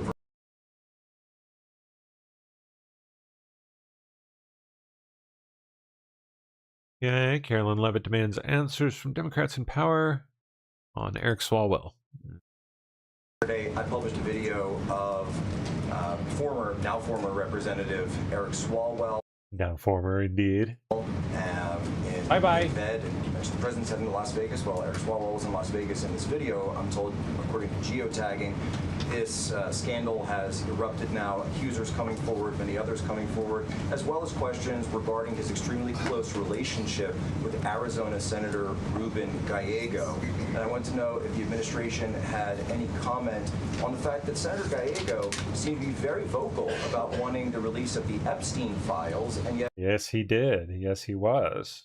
When questions come to his own involvement with Eric Swallwell, he doesn't seem to want to provide anything.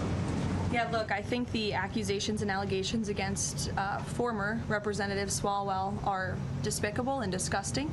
I think it's also quite plausible, as you point out, Jack, that there were many other Democrats in this town on Capitol Hill who knew about his perhaps illegal behavior, certainly his disgusting and inappropriate behavior, and why were they silent for so long? I think those are questions that must be raised of these sitting representatives, including Mr. Gallego, and I hope that the journalists in this room will do their jobs, and the journalists on Capitol Hill will do their jobs to ask Democrats in power how they knew about such despicable behavior from one of their elected representatives for so long, but never said or did anything about it. So that's what we hope to see as far as the White House and the president is concerned. Thank you. Peter. Thank you.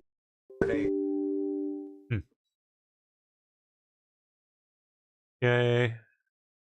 President reveals when Iran caves to Trump, gas is going down into the $3 per gallon range. Yes, with a below that, hopefully. A 3 in front of it, be sooner nice. rather than later.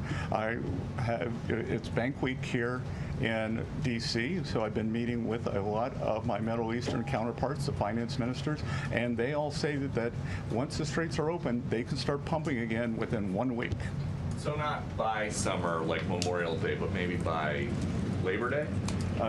Again, I'm optimistic that sometime between June 20th and September 20th that we can have $3 gas again.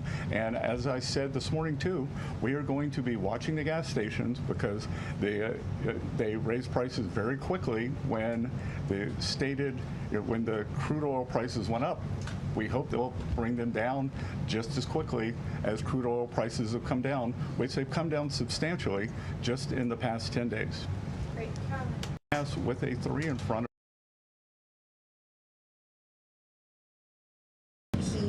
What? Huh? His own diet. He said that he argued that diet soda is good for him because it kills grass. And if you pour it onto the grass, the grass is killed and it therefore must kill cancer cells.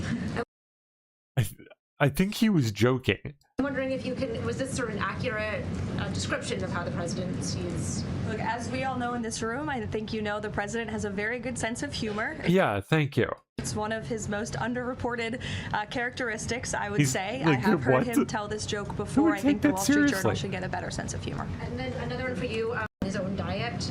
He said that... Wait. Well, then again, I'm sure there are people that will. Obviously. Bassin says the 2 million illegal alien deportations open up jobs for American citizens. You bet. Administration's efforts there. Okay, so I'll take the second one last because they don't replace them with H-1Bs, damn it. Not my area. I don't wear a lot of hats here, but I am sure that the president makes his views known with corporate executives, and if that is true, then they will be hauled before him. And with overtime, as Kelly and I go out and talk to employers and workers around the country, they all want more overtime. And there was this narrative that I think over 2 million illegal aliens have either voluntarily deported or been deported, and that there would be a worker shortage. Well, what better way to fill that gap than with overtime for hardworking Americans and for them to keep more of it? They requested an extension of the ceasefire. Fake news, Trump requested extending the 2-week ceasefire. And bad reporting this morning that we had formally requested an extension of the ceasefire. That is not true at this moment. We've remained very much engaged in these negotiations, in these talks. You heard from the vice president directly and the president this week that these conversations are productive and ongoing, and that's where we are right now. I've also seen some reporting about the potentiality for in-person discussions again. Those discussions are being had, but nothing is official until you hear it from us here at the White House, but we feel good about the prospects of a deal. And bad reporting uses Pakistan. Their part in the process. Same place as they were last time, yes. With the same, I would just want to make one point that's important to the president. The Pakistanis have been incredible mediators throughout this process, and we really appreciate their friendship and their efforts to bring this deal to a close. So they are the only mediator in this negotiation. While there have been many countries around the world who want to offer their help, the president feels it's important to continue to streamline this communication through the Pakistanis, and so that's what continues to take place. Will. Thank you. Same place as they were last. All right. Pakistanis, of all people. Hey. All right. Besant just said that because Iran bombed Gulf neighbors, those countries are suddenly opening up Iranian regime bank accounts to Treasury? Oh, like giving U.S. Treasury access to them. I see. They can investigate, freeze assets, etc. Yeah, I think that's not a correct characterization. Yesterday, we announced Operation Economic Fury, and we, for over a year, we have had maximum pressure on the Iranians, both on blocking payments into the Iranian state and going after the accounts of the IRGC. One of what may prove to be fatal mistakes that the Iranians made was bombing their GCC neighbors, and who are now willing to be much more transparent in terms of the funds or do a deeper dive in investigating the funds that are held within their banking systems. So we have pushed out to them the request that we want to freeze more funds of the leadership of the IRGC and any members of Iranian leadership. The other thing that we have done is we have told countries that if you are buying Iranian oil, that if Iranian money is sitting in your banks, we are now willing to apply secondary sanctions, which is a very stern measure. And the Iranians should know that this is going to be the financial equivalent of what we saw in the kinetic activities. Is this an example of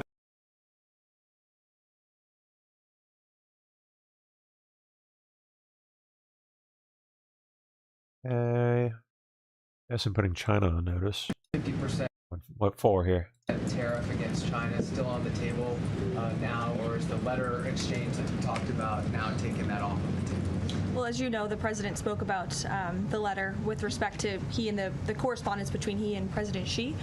President Xi assured the president that they are not supplying Iran with weapons throughout this conflict, and that assurance was made to the president. It's obviously something the administration keeps close tabs on with respect to tariff. You have any update on that, Mr. Secretary? I don't have an update on the tariffs, but I do have an update on sanctions. Iran is used to be the largest state sponsor of terrorism. China was purchasing more than 90% of their oil, which is about 8% of China's energy needs.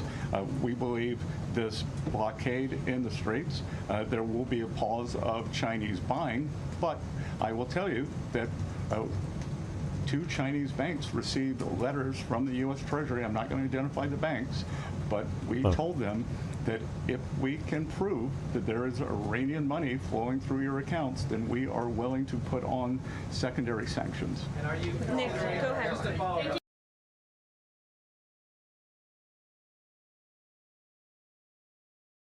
Okay, resignation of Rep. Tony Gonzalez. Yeah, another one. Crazy story, that one. Ex-Hunter Biden law firm seeks communications with friends and donors asked to pay his legal bills. Like, what's his name? Evan, the documentary guy. Evan Smith? Evan... Get his dang name. Bet he wasn't the only one either.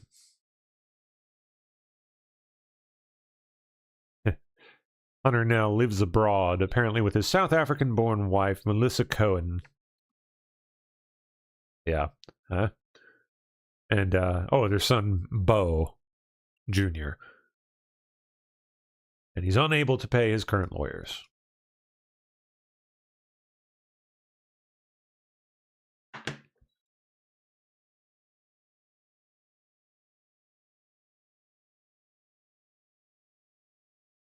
Okay.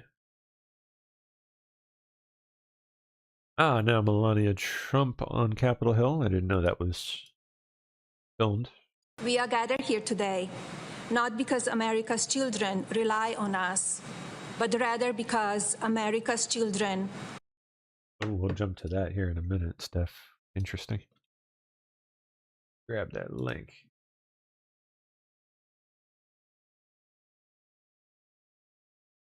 Yeah, we'll jump to that in a sec.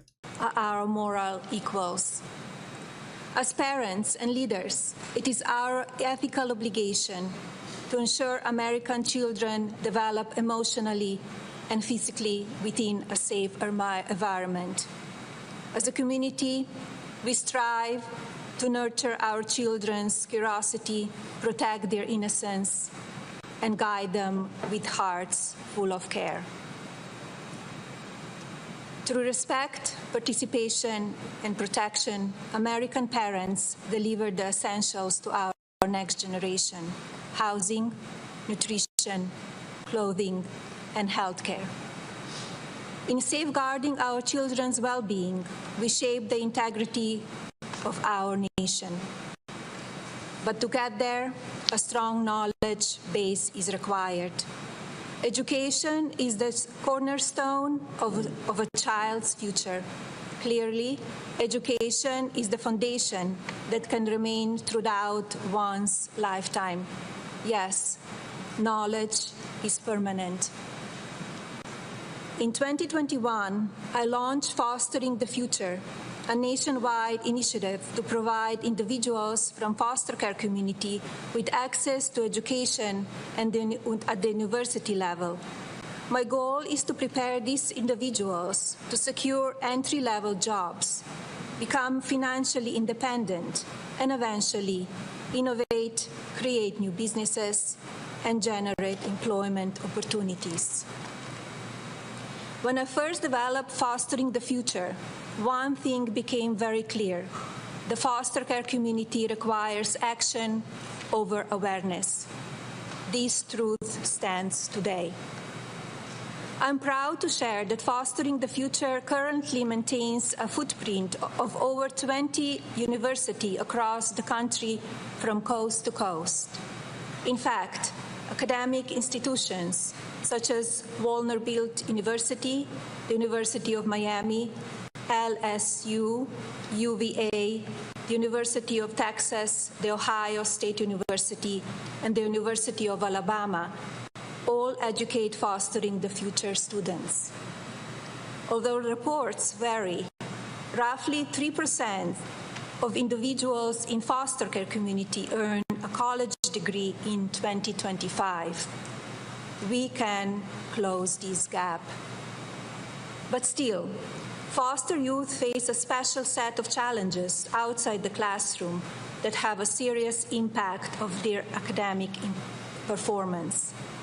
These issues include housing instability, educational advocacy, financial barriers, transportation, continuity, access to technology, and other related issues. New legislation for the foster care community is a moral imperative. Some of you joined me in the White House last November for the signing of the Fostering the Future Executive Order. And although the executive order is a transformative vision, Congress now has the opportunity to create a lasting positive impact on this community.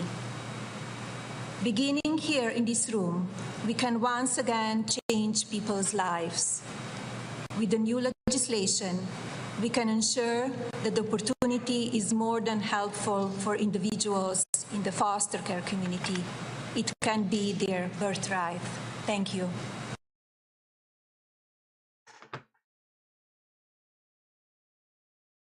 Okay. Let's see, where did that? Okay. Policy issues criminal referrals for deep state agents who tried to overthrow Trump in 2019. Oh, okay. I think this has been known for a little while. Like an article about it or something.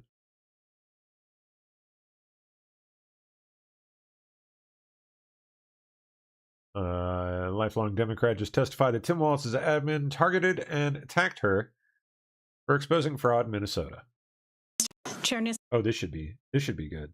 Members, thank you for allowing me to speak today. This should be interesting. I'm one of those whistleblowers, and I am a current state employee. And I'm also a Democrat.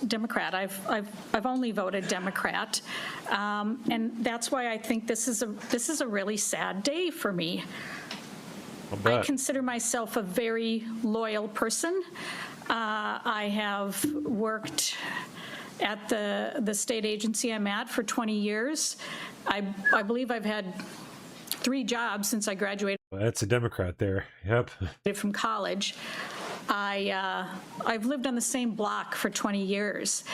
I'm kind of a ride or die person.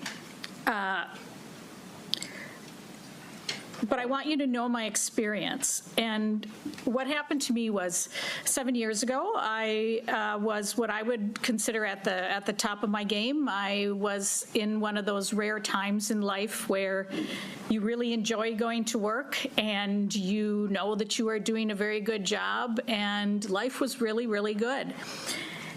And everything I'm going to say now, I don't in any way mean to reference my coworkers, my peers. Your average state employee is very, very good, very good. I'm not unique in any way. I'm not uniquely smarter than anyone else or uniquely able to notice fraud any more than anyone else. I'm just a regular state employee. All of my comments and my concerns are really about the leadership and those that have appointed that leadership.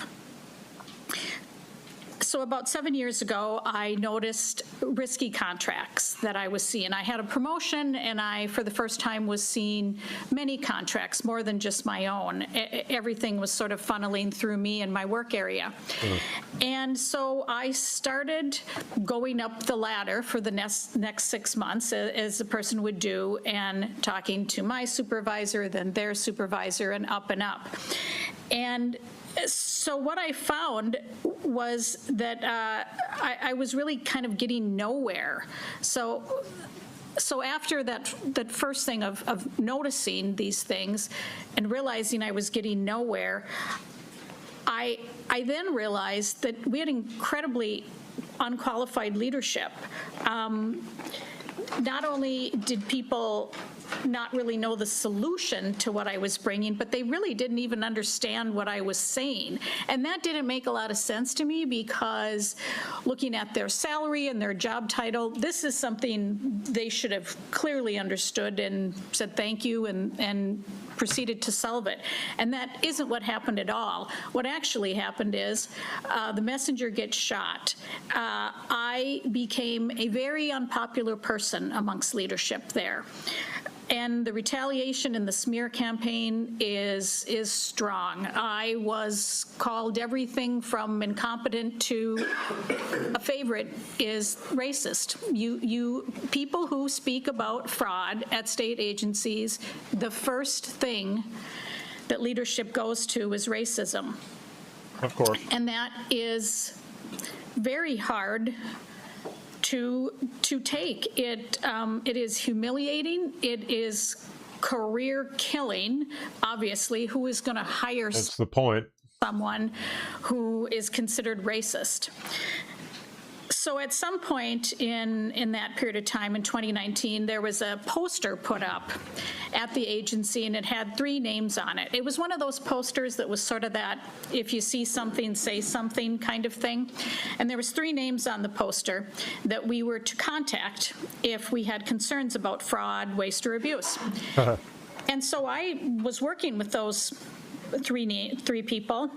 And over the next year, those 3 people really made my life about as miserable as it could be. That was a period where my son was young. He's a teenager now. He's with me.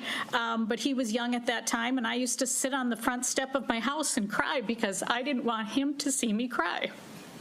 Because you don't want a young kid to see that. And those 3 names. Okay, let me just talk about those 3 names. One is our ethics officer in the agency I work at. She called me to tell me that if I spoke in front of the legislative committee, oh boy, here we go, that I would likely be fired. So that's our ethics officer. How ethical. Then our, at that time, chief compliance officer, now our commissioner, she had me involuntarily transferred to a different position to get me out of where I was. She called me on a Saturday along with our HR representative and told me that when I returned to work the next week that I had a new job. And I said, do I have any choice? And the answer was no, it's this or nothing. And the third person on that list, who was our director of auditing, so he's an auditor, he completely outed me. I reported fraud to him, and what he did is call up the person I was reporting on and said, Faye Bernstein just told me da-da-da-da about you, just completely outed me, which, as you can imagine, led to more of me crying on my front step. Insane. I'm sorry, Ms. Bernstein. I'm sorry this happened to you, and thank you for sharing your story. I hope we pass this resolution so you can provide further information, you and other whistleblowers. So thank you. And I'm sorry, I've testified a few times and I've never cried, but I guess I've never thought about myself sitting on that front step. And that just really kind of got me. If you could wrap up your testimony. Thank you. So this did not end. It continues. I speak to individuals from other agencies. As recent as last Monday, 3 days ago, I spoke to individuals from another agency, and this is precisely what is going on. The retaliation continues, the fraud continues, and there is no accountability. There is absolutely no accountability. And what that makes me repeatedly think of is the cartoon with the dead horse on the table, and everyone is walking around thinking, should we get a new saddle? Should we give the horse a new name? You beat it, obviously. Should we train the rider better? And of course, that's not going to solve it. I don't have any sage wisdom. I'm, like I said, an average state employee, but I grew up on a farm, and I know a dead horse when I see it.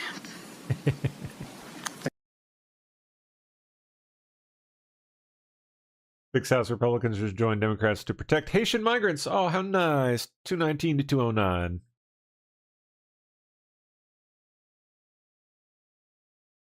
Three finds that Live Nation and Ticketmaster illegally monopolized ticket marketing, or the ticket market in high-stakes antitrust trial. Oh, ticket prices have been out of freaking control for forever. Events. Nuts. Senate votes 52 to 47 to block resolution that would have barred further U.S.-Iran strikes without congressional approval. We're down to like 5 minutes. How much more we got left? Okay. Out of the arraignment of Amir Balat. Oh, this is on those two that chucked the explosive device.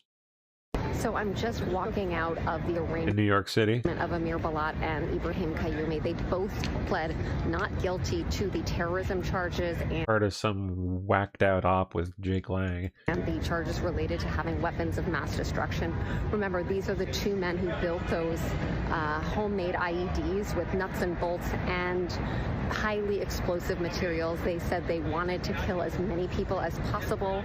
I just saw them shackled at the hands and feet. They really looked like teenagers, but their family members, Ibrahim Kayyoumi's family members were there, and one, might have been his father, was just shaking, weeping, and it was just very emotional. It was an intense arraignment hearing. They didn't know that they were going to plead, and they just gave their plea, and the next hearing is set for June.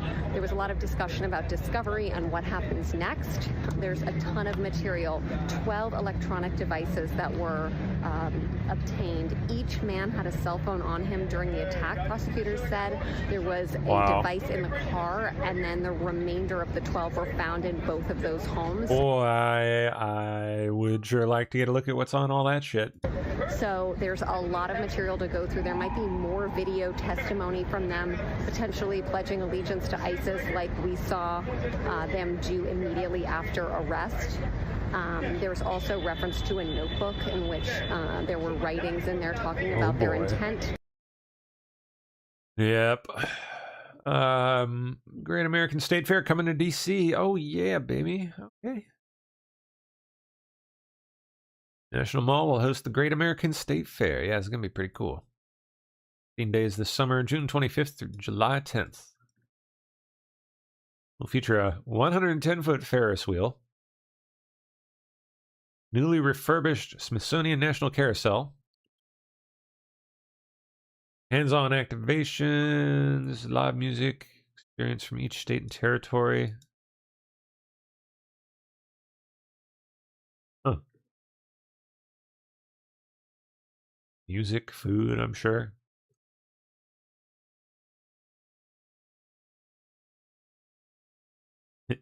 Four hours ago, Iran suspends all petrochemical exports until further notice.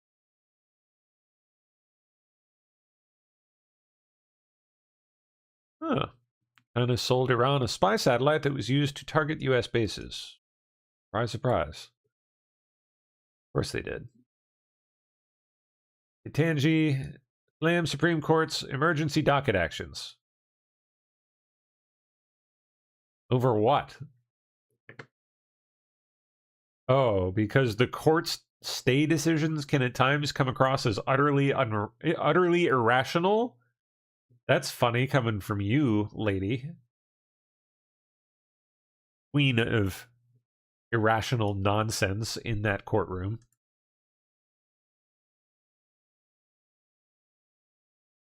House Doge Chair Rep. Tim Burchett, formally moving to Doge the IRS.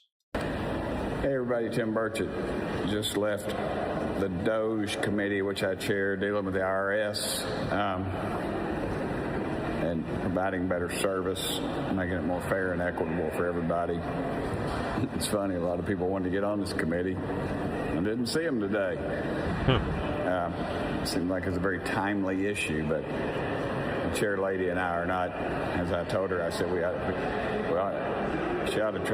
to pick a fight with each other and dare each other to go out in the parking lot so we could settle it out there. Maybe we could get the press covering this stuff, but we're actually going to propose some more legislation dealing with some constituent issues I've had dealing with the IRS to fix some problems and not make it worse.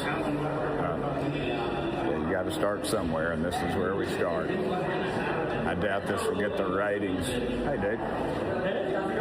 Good, brother. I doubt this is going to get the press that a lot of the stuff we do. But it's sure as heck is needed, and people are really frustrated with the IRS. You know, it can take me months to get a response sometimes from them for a constituent. So I can't imagine what being a constituent. Calling in the so-called helplines or hotlines will get. But anyway. Yep. Nothing. What? Singer Katy Perry has been accused by actress Ruby Rose of sexually assaulting her almost 20 years ago at a nightclub in Australia. Okay. Katy Perry is denying a sexual assault claim made by actress Ruby Rose. Well, that would explain the whole, whatever this is. Ruby Rose. Weird, dude. Rose took to threads on Sunday to accuse the pop star of assaulting her at a nightclub nearly 20 years ago. In response, how old was she at the time? To a post about Perry being at Coachella, Rose wrote, Katy Perry sexually assaulted me at Spice Market nightclub in Melbourne. Who gives a what she thinks? She also wrote, wow. I was only in my early 20s. I'm now 40. It has taken almost 2 decades to say this publicly. Wow. I told the story publicly, but changed it to be a funny little drunk story because I didn't know how else to handle it. Later, she agreed to help me get my U.S. visa, so I kept it a secret.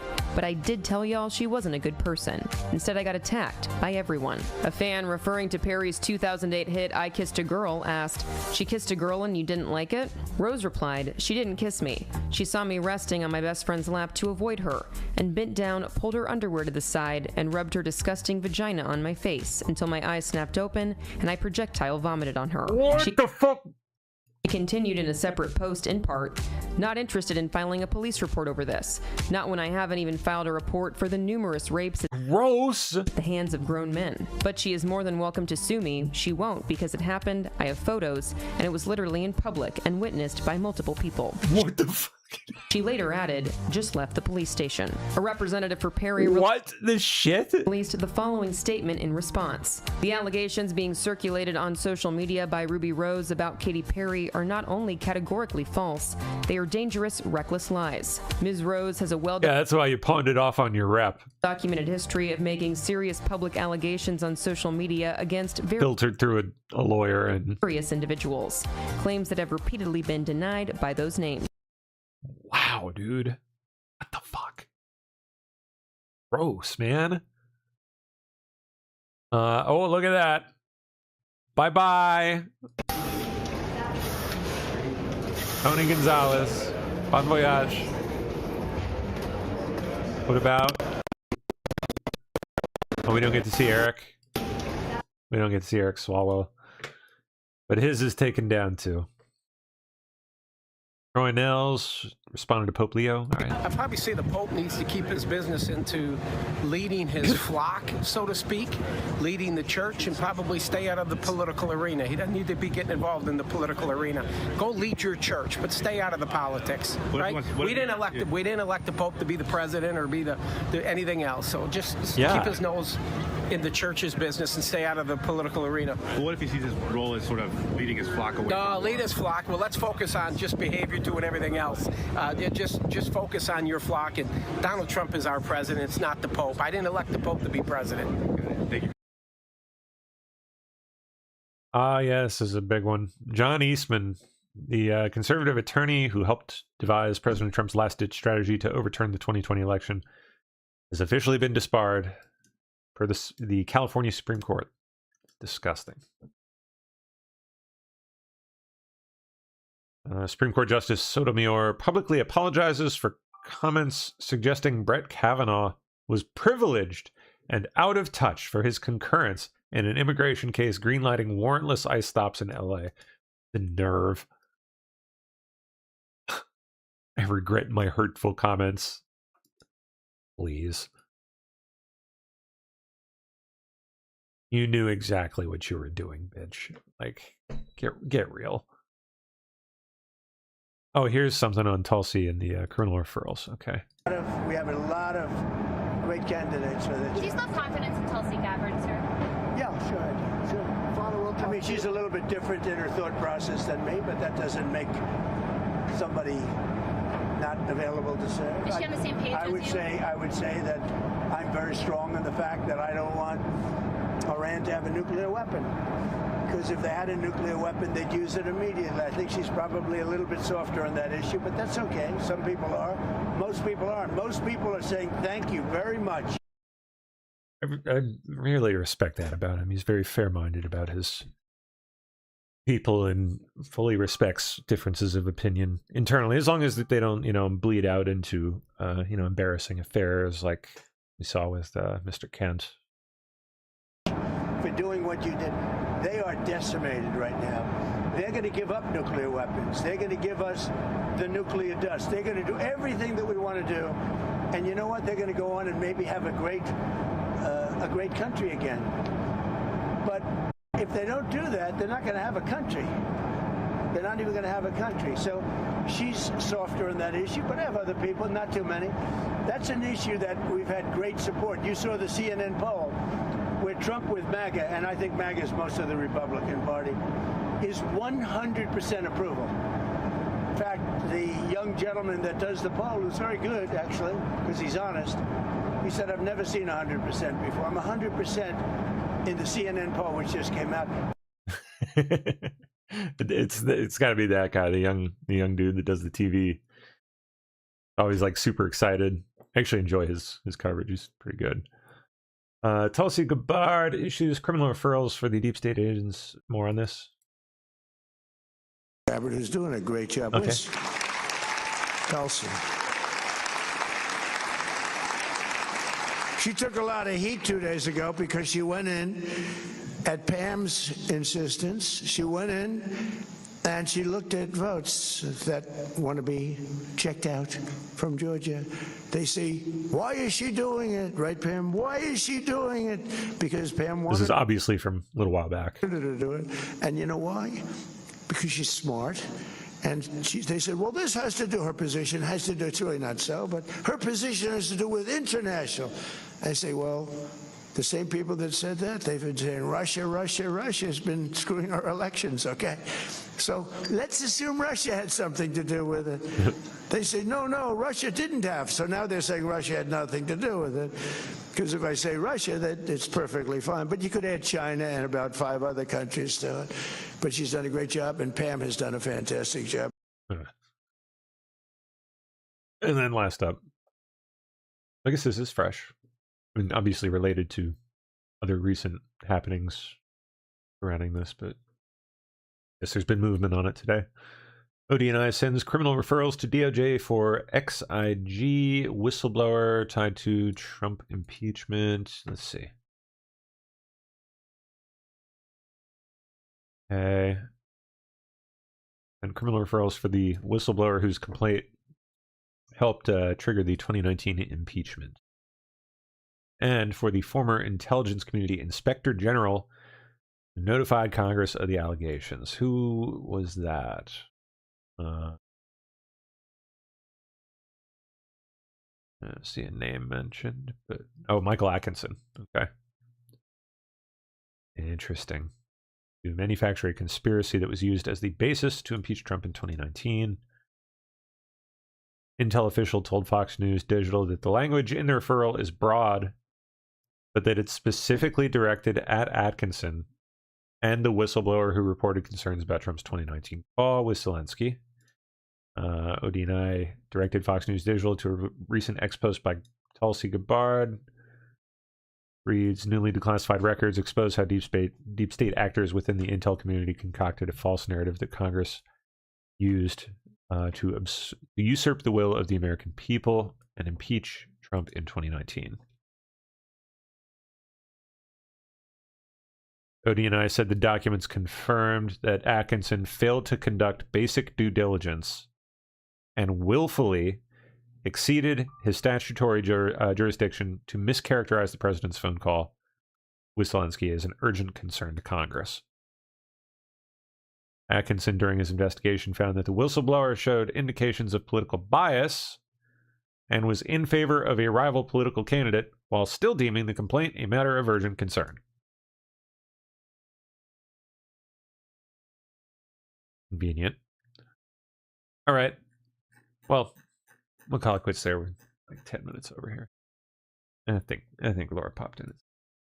Mm-hmm. Yay! I can't believe you went over. What's up? How you been? Well, it's been quite busy. Doing pretty good though. Yeah, cool. Took a day. It was a beautiful day. Went to my dad. It was great. Yeah. Yeah, made him eat some chicken. That's good. Yeah, so doing good. How are you? I'm pretty good. Pretty good too. Pretty good. My face hurts. I just had a dentist appointment today. It's fun. So those are always great. I'm gonna go lay down for a while.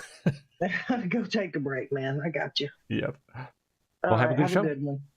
Thank you. I appreciate it. See you guys.